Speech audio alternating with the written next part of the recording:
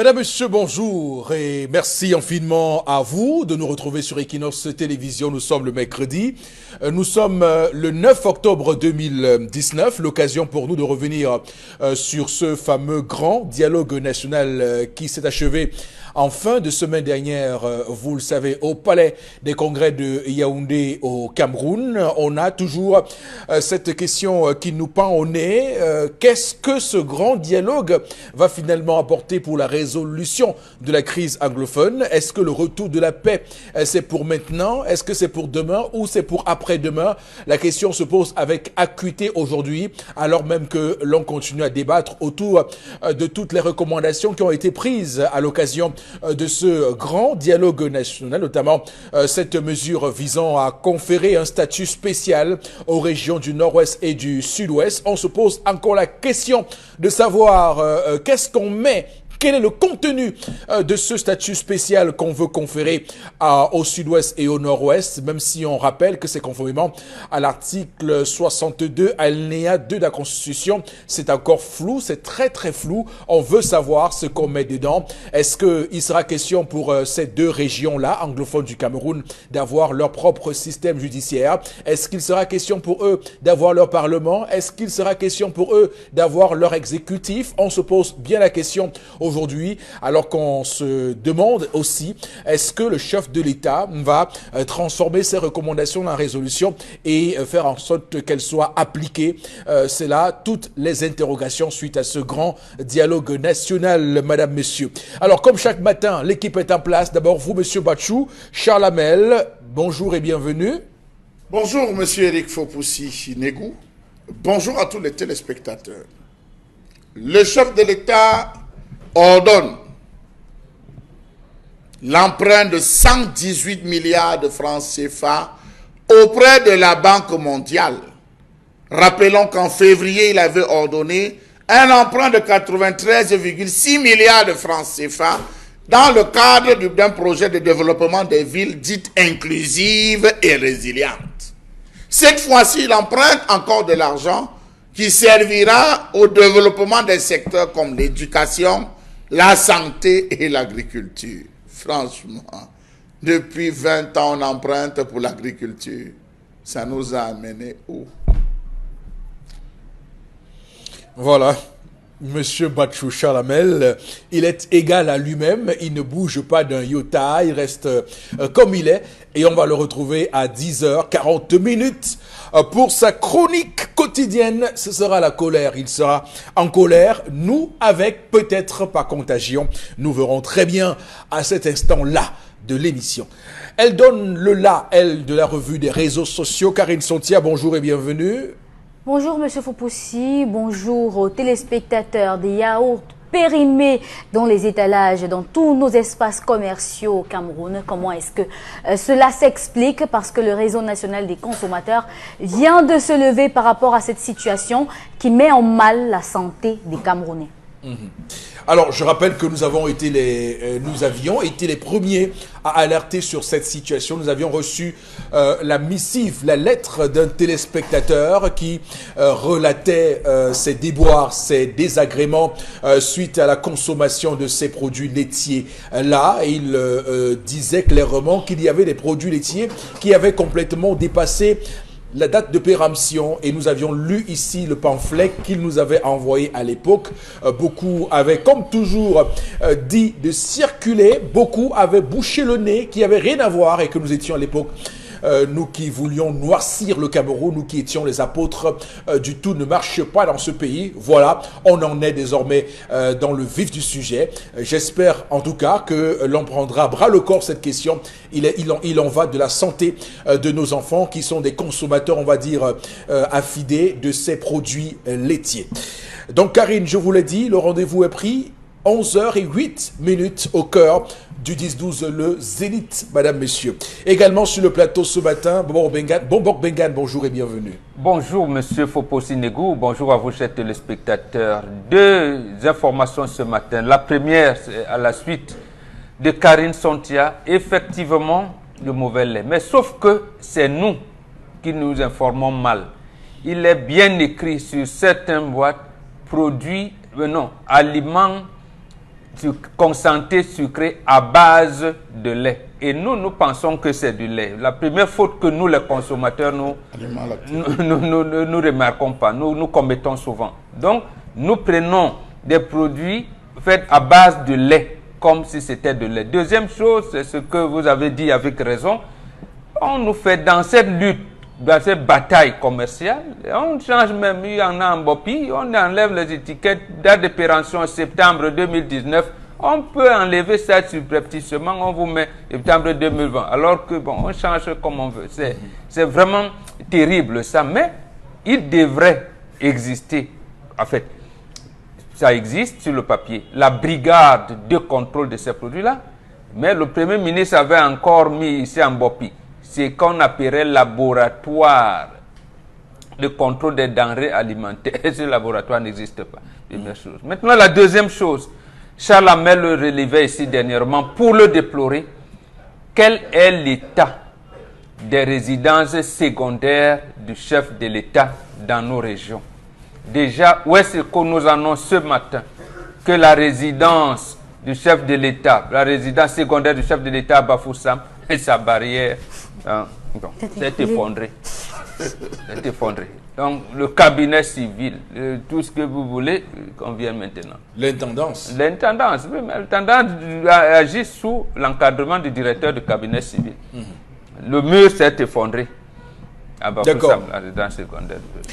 Alors, on doit rappeler que le chef de l'État se trouve en ce moment à Lyon, en France, madame, monsieur, où il participe à cette 6e conférence de constitution des fonds pour le sida, la tuberculose et comme vous le savez, le paludisme. Et donc, il est question là-bas d'avoir de l'argent. 14 milliards de francs CFA, c'est 14 milliards de dollars, voilà le montant qui est attendu, qui est espéré pour lutter contre ces maladies. On verra très bien comment tout cela se goupille. On va également noter qu'on a eu les images du chef de l'État et de l'accueil qui lui a été fait hier soir lorsqu'il est arrivé à Lyon, à son hôtel. On voit très bien qu'il y a eu une mobilisation des militants du RDPC et de Camerounais venus apprécier. On va dire aussi qu'entre-temps, il y a des anti-BIA qui prévoient eux aussi manifester, apporter une riposte aujourd'hui. Donc on va scruter tout ce qui va se passer à Lyon aujourd'hui avec le président de la République, son Excellence Paul Biya. Madame, Messieurs, on va démarrer le programme de ce matin avec la première articulation. Voici l'histoire du jour. Histoire du jour contée pour nous par Dominique Audrey Oyengelek. Bonjour et bienvenue. Bonjour Eric Fopoussi, bonjour aux téléspectateurs. Aujourd'hui, je vous raconte l'histoire d'une femme qui se plaint du fait que son mari veut l'obliger à rentrer au village avec lui, puisque celui-ci est retraité. Il s'agit de l'histoire de Flaubert et de Marguerite. Flaubert a construit en ville et puisqu'il était à quelques mois de la retraite, il a dit à son épouse, ma chérie, puisqu'on a fini la maison du village et qu'on a déjà des locataires ici en ville, je pense que il serait mieux qu'on rentre au village. Là-bas, il y a déjà la ferme que tu vas gérer et moi, je vais gérer nos différents hectares, nos champs. Sa femme lui a dit non, catégoriquement. Il n'est pas question que je rentre au village. Flaubert a dit, bon, vous savez comment les femmes sont. Elle dit non aujourd'hui, mais demain, elle va me suivre. L'âge de la retraite arrive, Flaubert s'en va au village, mais sauf que sa femme ne le suit pas. Les premiers mois, il a attendu, il a patienté, il a appelé, il a relancé. Sa femme est restée catégorique. Marguerite a dit, je ne viens pas au village. Que vont penser mes amis? Qu'est-ce que je vais devenir? J'ai mes relations ici, j'ai tout ici. Il n'est pas question que je te suive. Tu restes mon mari, de temps en temps, si tu veux, tu viens me rendre visite en ville et la vie continuera comme ça. 4 mois après, son mari a dit que c'était bon. Il n'avait personne pour lui faire à manger, personne pour lui gratter le dos, comme on dit souvent. Il a donc décidé de prendre une autre épouse. Il a décidé de doter une autre femme qui allait l'accompagner aux toilettes et autres. Il revient en ville puisqu'il a 4 enfants dont l'aîné a 28 ans. Il a donné à chaque enfant un appartement un appartement pour qu'ils prennent chacun un loyer et le reste, il a dit au locataire, vous me faites le virement par transfert électronique. Ce serait comme ça désormais. Lorsque sa femme se rend compte qu'elle n'avait plus de quoi se gérer, elle a décidé de faire un scandale au village en insultant la nouvelle femme, en cassant tout, en faisant le bruit, je suis la femme, je suis machin, je suis ceci. Elle revient en ville et elle refait encore la même chose. Elle allait faire le scandale devant un locataire chez qui elle a cassé une télévision et le locataire l'a fait enfermer. Sauf que maintenant, on dit qu'il faudrait que le mari de cette femme vienne pour que les choses puissent s'arranger. Le locataire exige que ce soit son bailleur qui vienne pour qu'il puisse trouver une solution à ce problème-là. Donc aujourd'hui, cette femme ne sait pas comment faire pour que son mari revienne et faire comprendre à son mari qu'elle ne veut pas rentrer au village aussi. Est-ce que c'est même encore son mari? Bah oui, ça l'est, ils n'ont pas divorcé. Commençons par... Non, on veut dire que oui, mais dans les faits, est-ce que c'est encore... Quand vous nous racontez l'histoire, on voit très bien une femme qui a décidé de quitter le mariage. Absolument. En restant dans sa maison? Non, elle a décidé de quitter le mariage. De ne pas aller en au village. s'opposant aux prescriptions de son mari. Aux en ordres. désobéissant aux prescriptions de son mari. Je lisais encore ce matin, et c'est comme si vous avez lu ça dans ma pensée, je lisais encore sur Twitter ce matin, quelqu'un qui a fait un tweet, et dans son tweet, il disait exactement ceci. Que les femmes qui ne sont pas prêtes à se mettre sous les ordres d'un homme oublient l'idée du mariage. Il a écrit ça noir sur blanc, c'est encore écrit sur Twitter. Sous les ordres. Que les femmes, les femmes Très qui bon. ne sont pas prêtes. Très bon conseil. Bon, À être j'ai ri sous parce les que- ordres. j'ai ri parce que c'est faux pour ce qu'il dit ça aujourd'hui. J'ai ri parce que c'est lui qui dit ça. C'est lui qui dit ça sur ce plateau. Non, mais parce que je lisais ça et ce qui est intéressant, c'est que il fallait lire les commentaires en bas. C'est-à-dire que beaucoup de gens étaient d'accord avec ça. Beaucoup Et d'hommes. j'ai été surpris, donc même des femmes. Il y a un débat qui a sous-tendu. Une a dit que non, moi, j'ai le master 2, j'épouse un nienton, est-ce qu'il va me dire n'importe quoi, mais c'est faux, je veux dire que oui. Une autre femme est venue écrire, dit que moi, j'ai justement le master 2, mon mari n'a pas le bac, mais quand il parle, j'écoute. Toutes les femmes ont commencé à tomber sur celle-là, monsieur.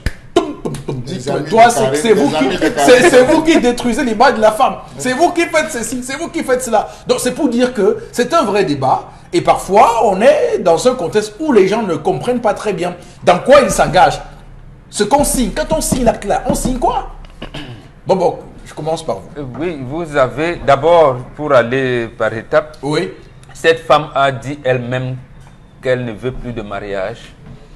Elle ne veut plus de mariage, qu'elle ne voulait plus de mariage. Et en refusant de suivre son mari en ville. Écoutez, il y a 3 orientations qu'on conseille, que tout le monde entier doit savoir. Parce qu'en fait, c'est la culture africaine qui est universelle. Oui. Il n'y a de richesse que d'hommes. Donc, on cherche à avoir des enfants. Deuxième étape, on cherche à faire épanouir ses enfants. Troisièmement, on les situe, ces enfants-là.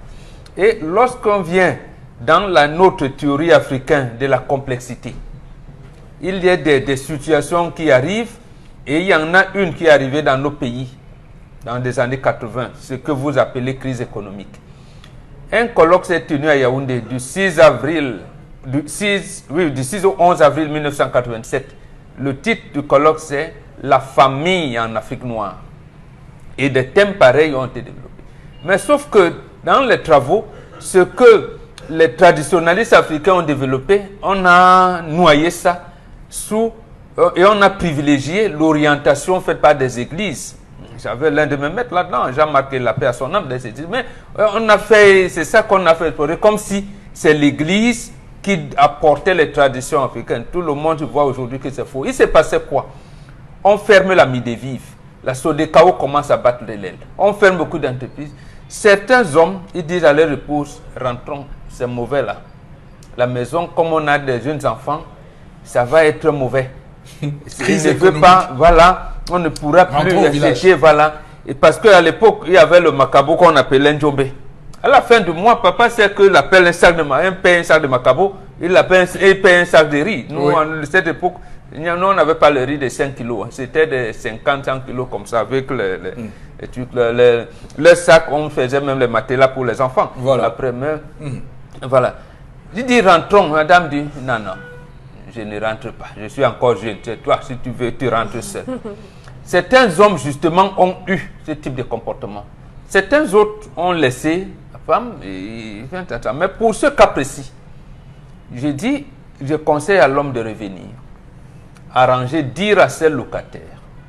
Maintenant, s'il y a à arranger, il arrange. Je dis, à partir de maintenant, cette femme-là, qu'elle ne vous demande même plus le njangsang. Donc, même quoi que ce soit, même le njangsang ne peut pas plus. Maintenant, elle peut venir squatter chez un de ses enfants parce que dans cette théorie de complexité, il est prévu en principe, quand la situation est normale, que les enfants peuvent se déployer. Mais quand c'est bloqué partout, comme c'est le cas, tu laisses une chambre, un studio à tes enfants, tu leur dis, mes filles, débrouillez-vous, vous sortirez par ici. Voilà pour le peut-être. Et que ce soit votre maman qui vienne empiéter sur ça, maintenant, ça veut dire que cette femme même n'aime pas ni son mari, ni ses enfants. Donc vous laissez vos enfants, vous sommez votre femme à ne plus mettre pied là-bas. Donc elle a arrêté le mariage. Et cet homme, félicitations, cher ami, d'avoir su attendre. Là, parce que les autres tomberaient d'AVC. Il allait dire que madame, non. L'acte de mariage qu'on signe là, les anneaux qu'on met ici, c'est rien du tout. Mais Bombok. Je dis c'est rien. Mais Bombok, j'ai commencé avec un discours que vous avez semblé applaudir, Chalamel en premier, mais je voudrais quand même qu'on nuance un tout petit peu quand même. Hein. Alors, il y a des contextes, et le contexte aujourd'hui veut que les femmes soient de plus en plus dans des processus de carrière professionnelle et des ambitions personnelles à elles-mêmes. On a vu des arrangements dans des couples entre un homme et une femme par rapport au travail d'une femme, qui demande par exemple de beaucoup voyager, qui demande de faire beaucoup de choses. Comment on gère ça avec le contexte actuel? La réponse avait été donnée par un ancien ministre des Forces armées, Monsieur Sadou Ayatou. Ah non, j'ai oublié j'ai oublié le ministre des Forces armées de l'époque parce que était, je pense... ça va revenir. Ça va revenir tout à l'heure. Oui. Amadou Moustapha. Non, il avait dit à leur époque que la femme ne faisait pas l'armée. Et vous avez parlé d'arrangement. Maintenant, les femmes qui vont dans l'armée, j'ai pris le cas simple parce qu'ils s'engagent pour la patrie. Quel est son comportement en tant qu'épouse, en tant que femme de quelqu'un? Très bien. C'est donc ces arrangements-là que les femmes ne veulent pas intégrer. Vous êtes une femme, vous vous lancez, vous voulez vous marier avec quelqu'un, il y a des règles. Ou alors vous ne vous mariez pas, vous dites on fait nos enfants. On ne se marie pas. Même quand vous voulez vous marier, il y a des règles où c'est l'homme qui est le patron. Alors, je rappelle que dans le cadre du fonctionnariat, des fonctionnaires, généralement, les femmes demandent qu'on les affecte au lieu de domicile de leur mari. Oui. Voilà, le ministre là s'appelait Maïkano Abdoulaye. Oui, voilà, Abdoulaye Maïkano. Il a fait cette déclaration un jour. Donc, c'est un arrangement. Donc, en réalité, les femmes n'aiment pas ce mot, mais c'est ça qu'il faut utiliser. Elles doivent supplier leur mari pour leur donner l'autorisation de travailler et de trouver des aménagements. Parce qu'en fait, même lorsque... Regardez, vous allez vous mettre à dos beaucoup de gens. Oui, je préfère ça. Oui. Et elles ont même une terminologie très grave qui animalise même les femmes qui travaillent, les femmes de ménage. Elle dit « ma bonne ». Comment une femme appelle une autre femme « ma bonne » ? Parce qu'elle appelle. Ma domestique. Au lieu d'appeler la femme de ménage, parce qu'elle vient t'aider, c'est toi qui dois laver, c'est toi qui dois entretenir la maison. Tu délègues ton pouvoir à une autre femme et tu la chosifies. Voilà comment elles ont commencé à être déréglées elles-mêmes, nos femmes d'aujourd'hui, sans s'en rendre compte. Et elles ont donc pris leur mari comme la cible de tous les malheurs. D'accord. Ok, alors Chalamel, je vais vous donner la parole tout à l'heure. Hein. Rassurez-vous, ce n'est pas maintenant que vous parlerez. Je voudrais donner la parole à Karine Sontia, parce que je l'ai observé attentivement quand Moro Bengan parlait, et j'ai senti en elle un feu. Un feu. Bon, sortez-le maintenant, madame. Vous avez la parole. Allez-y. Il n'y a pas de feu, monsieur Foufoussi. Oui. Ce qui m'intéresse le plus dans cette histoire, c'est le fait que l'homme n'ait pas pu négocier avec sa femme de retourner au village. Quand tu es prêt, est-ce que je suis prête? Quand tu es prêt, je ne suis pas prête. ça se négocie. Tu as arrangé tes plantations. Tu as arrangé tout. Mais est-ce que tu sais ce que moi je vais aller faire au village? Vous savez, monsieur Foupoussi, il ne faut pas qu'on pense qu'au village, c'est plus comme avant qu'on partait, on devait vivre seulement du champ. C'est pas ça. Vraiment, ce n'est pas ça. Aujourd'hui, de nos jours au village, il y a des gens qui ont des maisons à louer. Dans nos villages, il y a des personnes qui vivent uniquement du commerce et qui n'ont jamais touché là-haut. Une femme qui à Douala, par exemple, a ses activités et qui sait qu'elle s'en sort mieux avec, il ne faut pas lui demander tout d'un coup d'aller au village. C'est pas comme ça que ça se passe. Parce qu'elle aussi, elle a quelque chose qu'elle fait maintenant. Par rapport à cette femme, elle a décidé de rester en ville pour des mauvaises raisons, je suis désolée de le dire. Mes amis, mes relations, mes enfants qui sont déjà tous grands. Ce n'est pas des raisons valables. Si elle avait dit mon boulot, mon commerce, mes activités, comment est-ce que je vais pouvoir gérer à distance?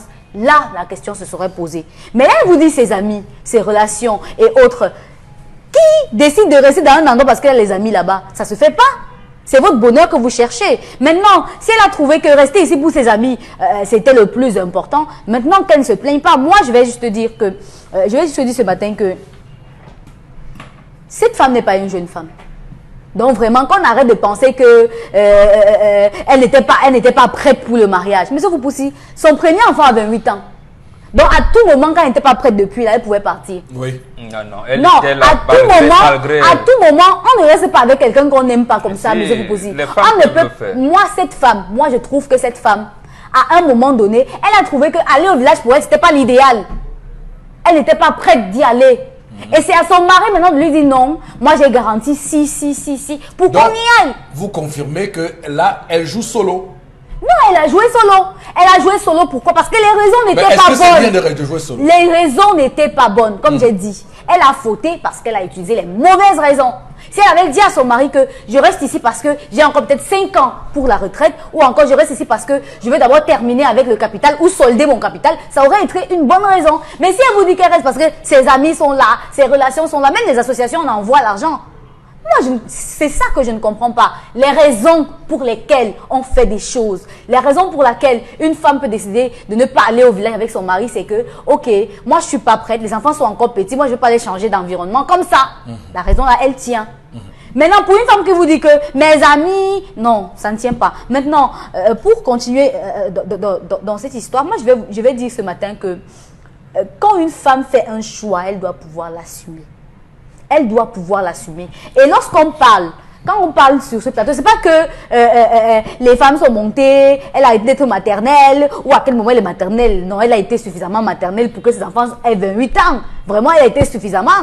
Donc, aujourd'hui, l'histoire nous raconte que elle, ce qu'elle veut, c'est sortir de là où on l'enferme, mais si elle est en prison, qu'elle sorte de là. Mais même si elle sort, où est-ce qu'elle va aller? Puisque son mari a mis ici à louer, a mis ça à louer. Est-ce que la maison dans laquelle eux-mêmes ils vivaient est à louer? C'est ça la question. Parce que oui, est-ce que lorsqu'il est parti au village, c'était pour ne plus jamais revenir en ville? C'était pour ne plus jamais revenir s'il y a eu une manifestation. Si son enfant veut se marier, s'il y a ci, s'il y a ça, s'il y a ça. Est-ce que c'était pour ne plus jamais revenir? Il y a des couples comme ça, hein, vraiment. Des couples où, à un moment donné, l'homme a dit que moi, je rentre au village. La femme a dit, je ne pars pas. Il arrive au village, chercher une autre femme. Ça n'empêche en rien qu'elle reste sa femme parce que de temps en temps, il vient en ville. Si vous pouvez être à Douala et avoir une femme à Garoua, qu'est-ce que ça change d'être au village et avoir votre femme ici en ville? Qui fait ça? Il y a des couples comme ça. Moi, je connais plusieurs couples comme ça. Et la plupart du temps, lorsqu'ils décèdent même, on fait le deuil ici et on fait au village. Oui, et là, parce que sa maison, c'est ici d'abord. Madame délègue son pouvoir à qui à ce moment-là? Qui va la faire pipi? Elle n'a pas délégué de pouvoir. Il a lui-même cherché la personne qui va prendre ce pouvoir-là. Madame a refusé. Le problème dans cette histoire, ce n'est pas qui gratte son dos parce qu'il a trouvé qui va gratter son dos. Le problème dans cette histoire, c'est qu'est-ce qu'il laisse pour sa femme qui est en ville. Non, monsieur a complété un manque. Il a complété son manque et le manque de sa femme. En créant une frustration. Et le manque de sa femme. Sa femme maintenant, et il lui coupe les vivres. Oui. Non, vraiment. Oui. Quand vous acceptez aussi de prendre l'enfant de quelqu'un sur votre aile, comme votre femme, acceptez aussi que peu importe les situations, vous ne pouvez pas la mettre sous régime. Non, il n'y a pas peu importe, ma fille. Le mariage, écoutez, vous donnez la nourriture et le lit. C'est ça, c'est comme d'autres. Sinon, il n'y aurait pas de dot. Je ne peux pas doter la femme de ménage. Je Il a l'adore. Or, cherché elle une fait la autre femme. cuisine. C'est madame qui lui délègue le pouvoir de faire la cuisine quand elle n'est pas là. Mais elle ne peut pas lui déléguer le pouvoir d'occuper son lit. Quand madame n'est pas Elle n'a là, pas de lit là-bas parce qu'elle n'est pas allée Voilà. là-bas. Bon, c'est Elle jamais. n'a pas de lit. Non. Donc, il a une nouvelle C'est femme. pas au sens propre, c'est pas au sens propre du terme. Non, Vous non, comprenez ce cette femme, qu'on veut dire.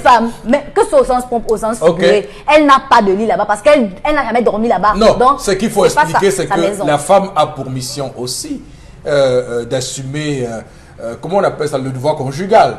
Ça, vous le savez. Normalement. Le devoir conjugal. Ça veut dire que si une personne C'est ça qu'on ne dote, fait plus, monsieur Fopossine, si une qu'on ne personne vous ne fait raconte plus pas ça, des histoires. quelle que soit où la personne, C'est Elle ça, a la résidé dot. sur votre femme. mais c'est ce Parce dit que Maman. même dans nos C'est ça, traditions, c'est ce que dit non, Maman. dans nos propres traditions, on le dit, lorsque vous faites un enfant avec une femme, elle reste votre femme. Même si vous vous séparez, elle se remarie. C'est pour ça que vous voyez que lorsque quelqu'un décède, même si elle était dans un autre foyer et que le père de son enfant décède, elle va au deuil. D'accord. Ou elle envoie son enfant au deuil. Parce que quoi qu'on fasse, on n'enlèvera jamais le lien qui les unit. Moi, j'aime beaucoup votre théorie. J'aime beaucoup votre théorie. Hein. Couper les vivres. D'accord.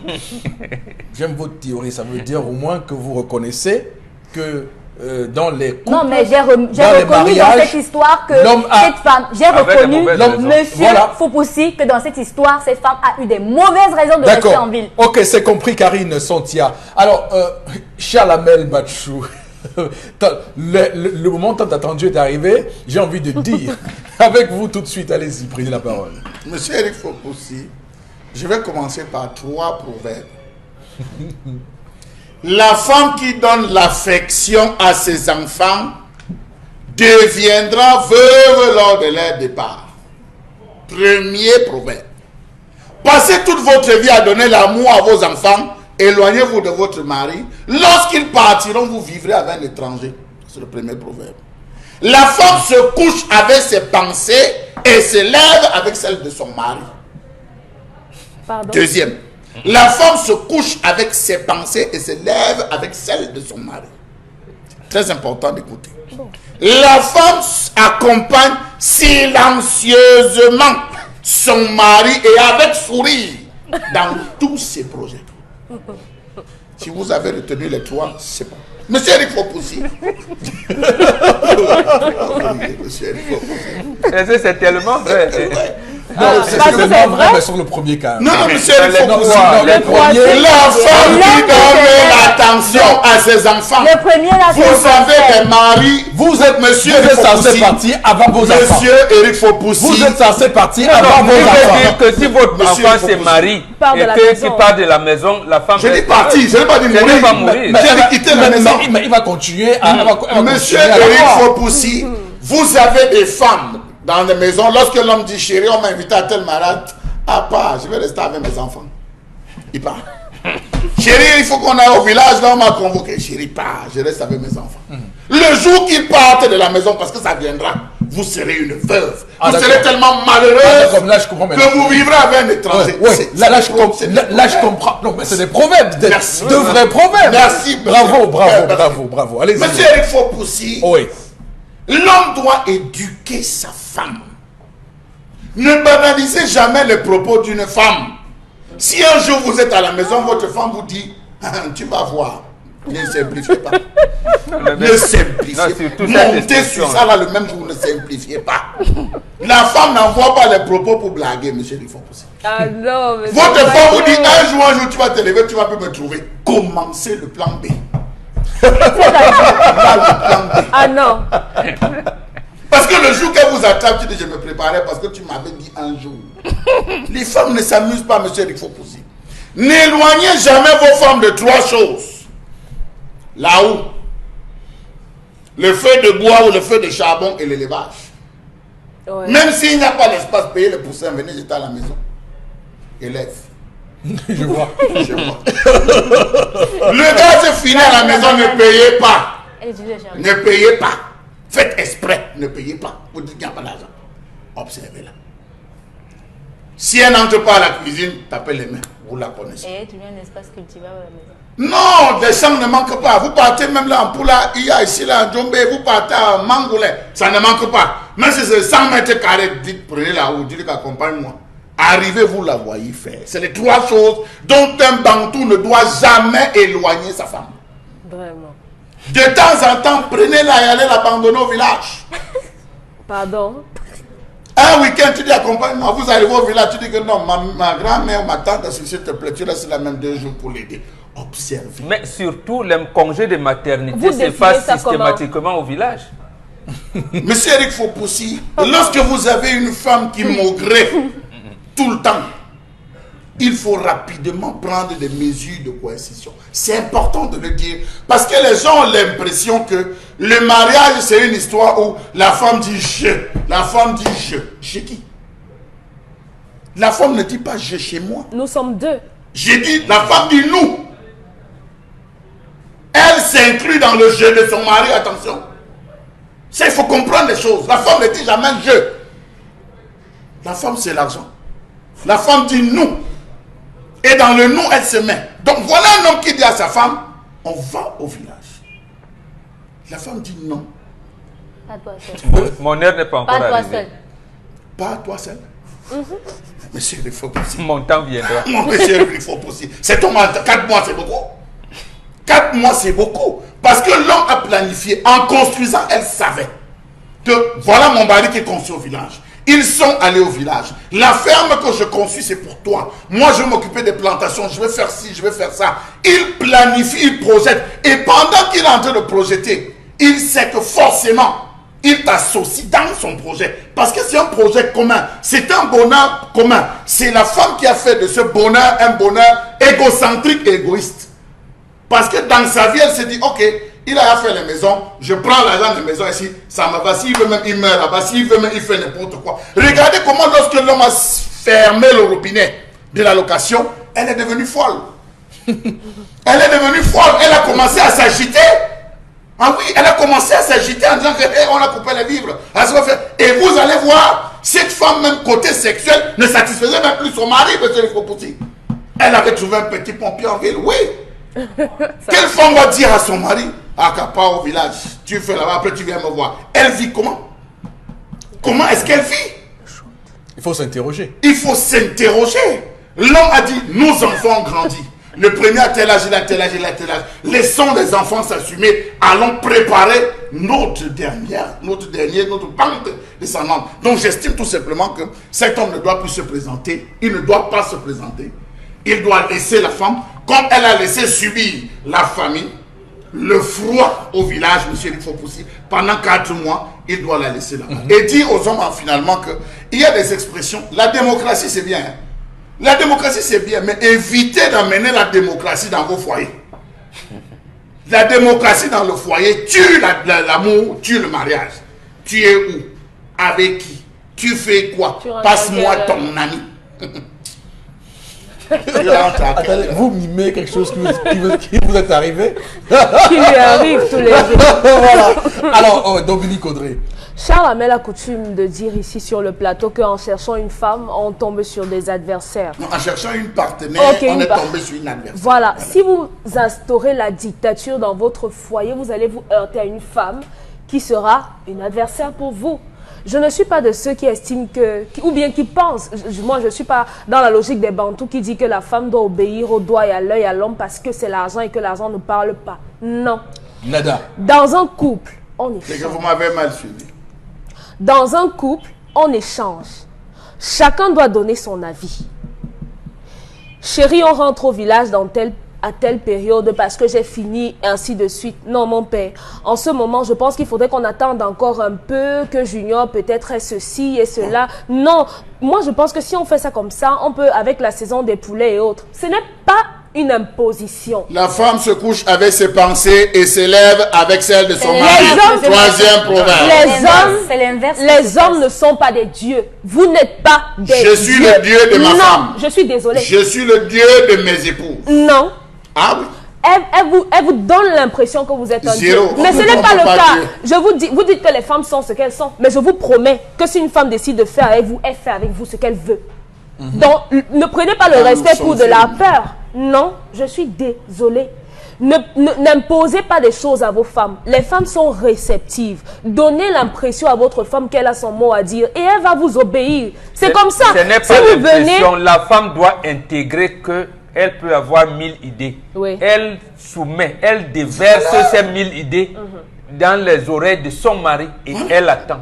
Elle attend quoi? Qu'il décide, qu'il choisisse seul, alors que moi je suis concernée par ça. Vous avez fait des propositions et c'est lui qui oriente. Un peu comme le grand dialogue. Non. Oui, c'est ça. Il n'y en a pas. Il y a un chef. Comment vous venez discuter l'autorité d'un chef? Finalement, il y aura donc deux femmes. Il n'y a pas deux On ne discute pas. Donnez la place de la femme. Donnez-lui sa place. Finalement, vous la voulez femme, quoi je veux dire, qu'on négocie. Non, ce n'est pas la force, monsieur. Oui, pas la force. Si vous allez moi, je veux comprendre, c'est quoi votre combat? Mon combat à moi, c'est que les femmes suivent leur mari. Si, dès le départ de la relation, ils étaient sur la même longueur d'onde. Parce qu'au départ du couple, on se dit, ok, on se met ensemble, après on se marie. Quand on va vieillir, on va entreprendre telle et telle autre activité. Si ça avait été le cas dès le départ, il n'allait pas se heurter au refus de sa femme. On n'a même pas dit ça, excuse-moi ma fille. Même si vous mariez à Paris, même si vous mariez à Paris, tu demandes à ton mari, tu es d'où? Ton village est où? Moi, je suis de. C'est comme ça que ça se passe. Ça veut dire que vous allez rentrer au village. Le jour où mon mari dit, on rentre. Tu ne vas pas dire, ah mais non, on s'est marié à Paris. Il n'y a pas de négociation. À ce moment-là, tu n'es pas faite pour le mariage. On négocie parce que si les hommes continuent, ça veut dire qu'aucune femme ne va se marier. Parce que si vous continuez à imposer... Non, attention. Ne noyez pas votre discours. Hein. Il y a beaucoup de femmes, et j'étais surpris, qui sont prêtes à faire ça. Et c'est malheureux parce que ce sont ces femmes-là qui tout par le mariage. Voilà. Vous les voyez, elles sont des bonnes femmes. Vous les voyez, vous n'avez pas la réalité dans les... Vous n'avez pas ça. Non, vous dites c'est un non. Vous ne pouvez pas prendre un témoignage pour une vérité. Je suis désolée. Vraiment pas du tout. Vraiment pas du tout. C'est un témoignage.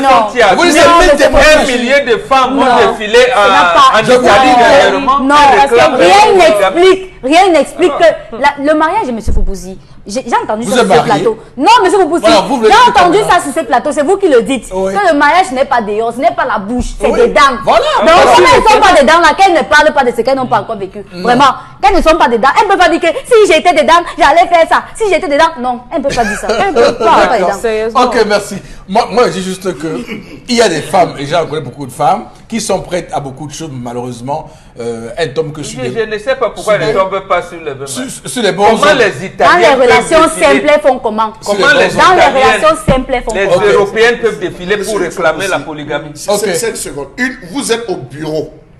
Votre femme, vous avez laissé l'argent de la ration. Votre femme vous appelle à 11h30 que le gaz est fini à la maison, monsieur Foupouzi. Oui. Si vous ne la blâmez pas en lui donnant 10 coups de fouet, c'est votre enfant.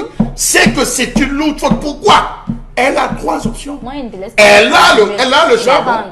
Et là, il faut apprendre. C'est pour ça que je dis, la première règle, c'est éduquer sa femme. Merci. Ce n'est pas votre enfant. Alors, mais Chalamel, on va coup de fois, c'est péjoratif. Et après, quand elle va vous donner le prenez pour premier degré. Sauf que Chalamel, vous le prenez au premier degré. Sauf que Chalamel, vaut mieux ne pas faire le genre à ça. Oui, vous la blâmez. Je retire le fouet, vous la blâmez. Je retire le fouet. Parce que vous allez vous rendre compte, monsieur le Foupouzi, vous allez vous rendre compte que les femmes aujourd'hui, entrer dans une église ou aller dans un bureau, demandez aux femmes que chaque femme appelle son mari. Demandez à chaque femme d'appeler. Vous allez voir une femme lancée, vous allez entendre quoi? Il y a encore quoi? L'homme va dire encore quoi? Tu vas encore quoi? Oui, parce que les femmes ont la mauvaise habitude. Les femmes n'ont pas cette éducation de savoir. Merci Charles. Merci infiniment. On va s'arrêter là pour l'histoire du jour. On va rappeler qu'on va lire les messages en deuxième partie d'émission. Madame, messieurs, restez avec nous. On retrouve Charles Hamel juste derrière et sa colère. Pourquoi il n'a pas voulu vivre?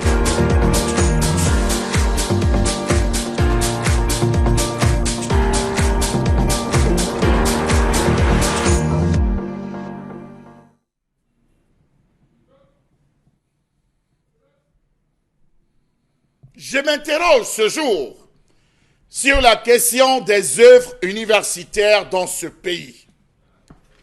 l'université est désormais abandonnée. Après ces longs rangs réservés aux étudiants, ce calvaire réservé aux étudiants pour le paiement des frais d'inscription, eh bien, les œuvres universitaires, elles, sont désormais mortes, pour ne pas dire oubliées. Peut-on dire que les questions de logement, de bourse, restauration, couverture sanitaire, transport, assurance des étudiants sont assurées par le système universitaire au Cameroun? Point d'interrogation. Comment comprendre le fait que le rapport demande, offre des lits à la cité universitaire, ajouté à l'insuffisance des logements, se révèle désormais trop chronique dans nos universités? Le Cameroun compte plusieurs universités, mais avoir une chambre, aïe, c'est dur. Savez-vous que la cité universitaire des 7 collines, donc de ce côté de Yaoundé, avec ses 700 lits, est depuis des années le parc de quelques privilégiés parmi les 40 000 étudiants de Ngouaïkele? Ceci est aussi valable pour les mini-cités conventionnées où les chambres sont marchandées et réservées à des filles entretenues et autres protégées de ce royaume. Savez-vous que les critères d'attribution des logements à l'université de Yaoundé 1 sont inconnus des étudiants, ce qui permet aux responsables d'en faire à leur tête? Ne parlons pas de ceux de Douala, parce que les chambres des mini-cités universitaires ont été transformées. Désormais, c'est occupé, ça sert à autre chose. Savez-vous que les mini-cités conventionnées vibrent au rythme du non-ravitaillement en eau, pour certains du non-paiement des créances à la société distributrice d'eau? Que dire alors des autres étudiants qui, eux, sont abandonnés à la merci des bailleurs véreux qui les confinent dans des réduits effroyables à des prix exorbitants? Ils n'ont pas de choix avec le nombre de postulants, toujours supérieur à l'offre. Ils doivent subir leur diktat et verser du coup 12 mois de loyer depuis le fameux arrêté interministériel qui s'impose en définitive comme un slogan politique parce que les conditions de son application n'ont jamais été définies.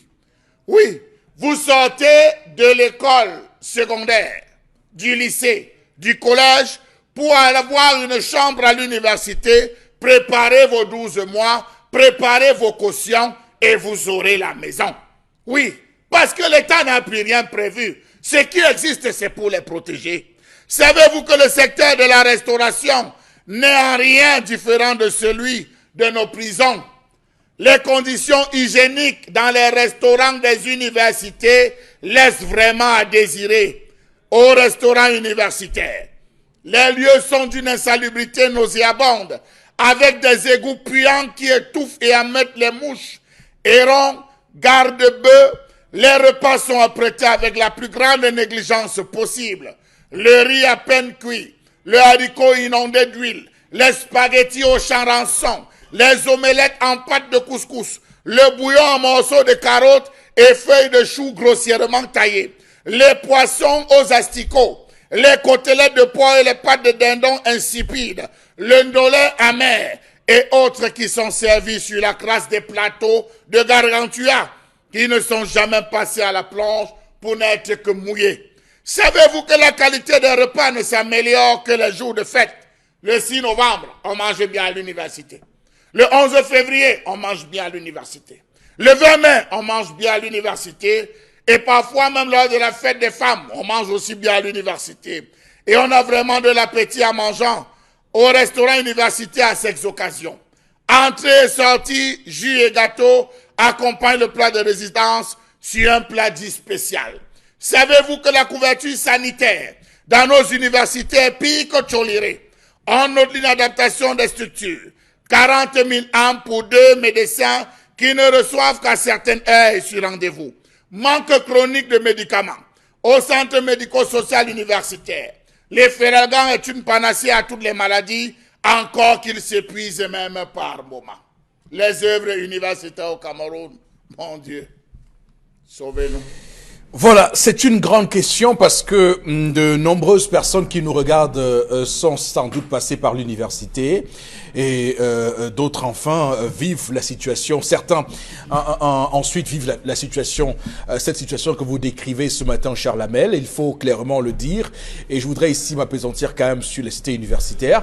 Il est de bon ton ce matin de relever que il y a un entretien qui laisse à désirer au-delà de ce que vous avez relevé en termes d'octroi des chambres universitaires aux étudiants et tout ce qu'on peut imaginer comme favoritisme et autres.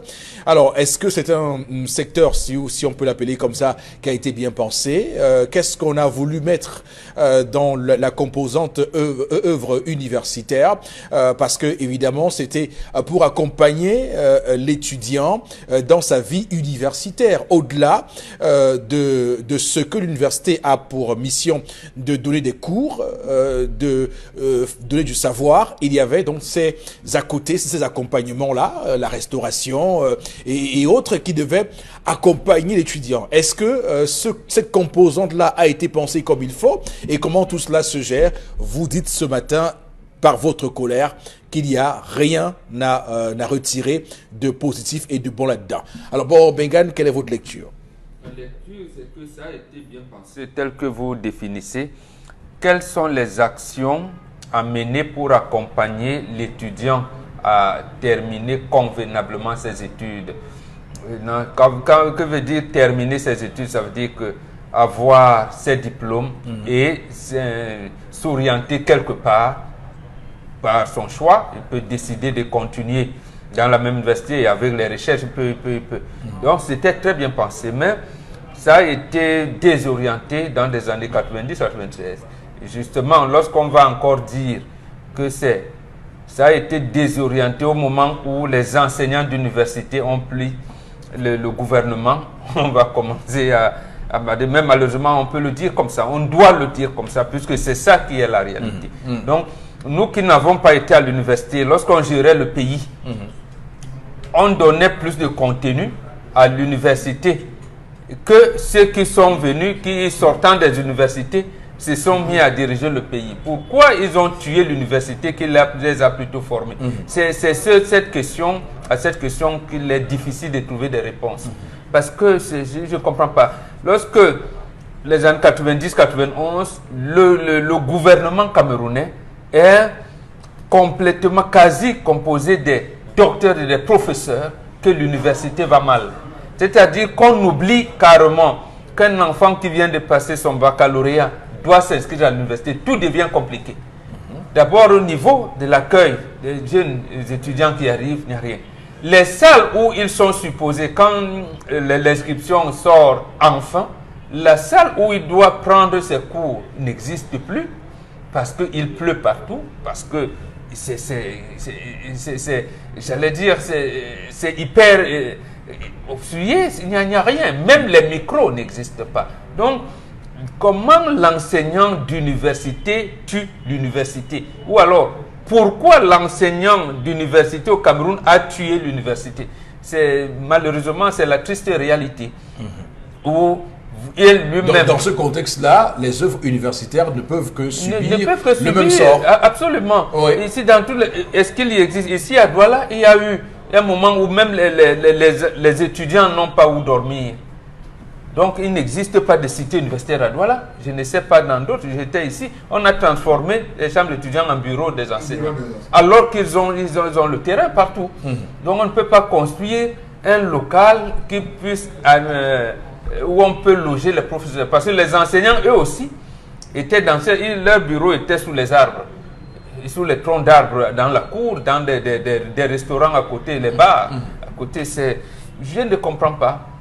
Franchement, oui. Je ne comprends pas. Donc, pourquoi le professeur d'université a plombé le savoir de ses enfants? Je ne comprends pas. Voilà. En tout cas, c'est clair qu'on va s'interroger, hein, parce que si on prend la composante restaurant universitaire, Chalamel a décrit un tableau sombre de ce qui s'y passe et de la qualité du service qui est rendu. Dominique Audrey, quel est votre regard? Moi, je regarde l'aspect la présentation de ces cités universitaires-là. Lorsque vous passez, parfois, à certains endroits, vous trouvez la broussaille, vous regardez l'état des murs, la peinture, vous regardez les fenêtres, le bois pourri. Il n'y a même plus de peinture. C'est pour ça que je me pose la question de savoir, les 1 an de loyer qu'on verse, ça sert à quoi? Puisque visiblement, il n'y a pas de réflexion. Sauf si l'argent est destiné à autre chose et que ce sont les habitants qui doivent repeindre les murs et nettoyer aux alentours. Charles Hamel a mentionné le fait que lorsqu'on a le baccalauréat, il faut avoir 1 an de loyer entre les mains pour pouvoir acquérir un logement à l'université. Mais ce n'est plus aussi facile puisque maintenant, les étudiants procèdent par colocation et lorsqu'une personne sort, il n'y a pas d'annonce qui vous dit qu'ici, il y a une chambre vide. Ça se passe du bouche à l'oreille. Je pars d'ici, Eric Fopoussi est mon ami, je lui dis comment je suis en train de déménager, ça te dit tu entres. C'est comme ça que ça se passe. Alors que normalement, on doit tout le monde à la porte. Non, on renouvelle le bail. Non, mais on renouvelle le bail à la rentrée. Avec la fin du cycle, généralement. Du cycle, oui. Généralement, ça c'est ce qu'on dit. Mais est-ce que c'est la réalité sur le terrain? Je doute. Dans le responsable des œuvres universitaires, il ne sait pas comment. J'en doute fort, puisque quand j'étais en Guayaquil, en LMF, j'avais des amis qui habitaient là-bas et ils ne sont pas entrés par la voie normale. Ils sont entrés par quelqu'un qui a dit non, moi je sors et... Comment? Je sais pas trop. Hein. C'est la personne, on ne paye pas par mois. C'est la sous-location. Il suffit que moi je sois inscrite et que la personne qui me remplace me donne quelque chose et moi je vais verser comme si c'était toujours moi. Mais alors que ce n'est pas moi, la personne. Non, mais vous ne payez que pour 12 mois. Oui. Et les 12 on mois peut déménager. On déménage. Il y a des gens qui déménagent, ça arrive. Si on parle de la restauration, de la qualité de la restauration, je me rappelle qu'en 2004-2005, des étudiants à l'université de Yaoundé 1 en Guayaquil ont manifesté à cause de la qualité de la nourriture qu'on leur servait là-bas. D'autres parlaient d'indigestion, on parle de tout ce que Charmel a cité, nourriture pourrie et autres là. Et on sait tous comment ça se passe. Les étudiants de cette époque-là, non. Moi, j'ai pas tout versé ça manger. Moi, je ne suis jamais allé au restaurant. Le rang était interminable. Et j'estime que si c'est juste 100 francs qu'on donne là-bas, moi, je vais pas aller manger là-bas. À l'université. Ok. Et je peux témoigner du poisson pourri frit. Vraiment. Donc vraiment, on se pose la question de savoir sur quelle base on recrute. Moi, je sais que ceux qui mangeaient à l'université venaient en cours avec leur fourchette. Oui, les cuillères. Oui, avec une cuillère. On appelle ça l'étudiant. Voilà. Les règles du bord d'un étudiant, c'est avoir son bord et son âme. Bon, appelez ça. Non, c'est comme ça. Après ça, comment vous appelez ça? Parce que vous n'avez pas été au restaurant. Non, moi, je vais au restaurant, il fallait avoir ses armes et... D'accord, oui, Karine. Par rapport quand même à cette histoire, ça reste quand même par à rapport relever. à ce sujet, c'est pas une histoire. À ce sujet, ce qui est important à relever ici, c'est que toutes ces œuvres-là aujourd'hui, vraiment, ont besoin d'être rafraîchies. Déjà pour un. Que ce soit les amphithéâtres, que ce soit les bureaux des enseignants qui étaient avant des dortoirs pour les étudiants, aujourd'hui, ils ont besoin d'être rafraîchis. Parlons précisément du cas de l'université de Douala que je connais bien. Est-ce que vous savez qu'à l'université de Douala, on a transformé une salle de jeu de basket en amphithéâtre? Oui, gymnase. En gymnase. Le gymnase est transformé en amphithéâtre. En amphithéâtre. Et aujourd'hui, les gens, ils font cours. Et puis, vous voyez comment les gens se bousculent pour entrer et sortir au même moment. C'est grave. Parce que des fois, c'est un suffoque lorsque vous êtes au niveau 1. Maintenant, en ce qui concerne même ces salles de soutenance, aujourd'hui à l'université de Douala même encore, il y a des étudiants qui arrivent, cherchent la salle pour soutenir, payent la salle pour soutenir au moins 15 000 à 25 000 francs pour pouvoir tenir leur soutenance dans ces salles-là. Donc, il n'y a pas d'espace. C'est grave parce que aujourd'hui, on en parle parce que les personnes qui payent ça ne peuvent pas elles-mêmes parler parce que c'est pour votre bien, généralement. Mais est-ce qu'on devrait être aujourd'hui au Cameroun en train de louer dans une université où vous avez payé vos frais de scolarité pour soutenir un mémoire qui vous a pris peut-être 3 ans à le préparer? Et les toilettes dans les universités, c'est invivable. D'accord, on va revenir sur les œuvres universitaires avec vous, Charles Hamel, en deuxième partie de ce programme, puisque c'est bien ça le sujet, les œuvres universitaires. D'accord, à tout de suite, madame, monsieur. télévision qui, au-delà de l'image, vous rencontre sur le plateau du 10-12, le Zénith de ce mercredi 9 octobre 2019, avec le président Paul Biya qui est, comme vous le savez, à Lyon en France, lui qui est arrivé hier dans ce pays-là sur invitation de Emmanuel Macron, le président français. C'est ce qu'a dit le cabinet civil de la présidence. Alors pour cette deuxième partie de l'émission, on va rester sur quelques messages, Karine, parce qu'on n'en a pas lu en première partie, donc il serait de bon ton que nous en fassions, que nous en lisions quelques-uns maintenant. Pourquoi c'est seulement à la retraite que l'homme voit l'importance de sa femme? La femme a ses raisons. Constance depuis Garoua. Toujours fort pour condamner la femme. On n'est plus à cette époque. Le message n'est pas signé. Par rapport à l'histoire du jour, je pense que cette Personne femme n'a condamné la femme. Hein. a aimé le matériel. Il ne faut pas aller comme ça, vous arrêtez.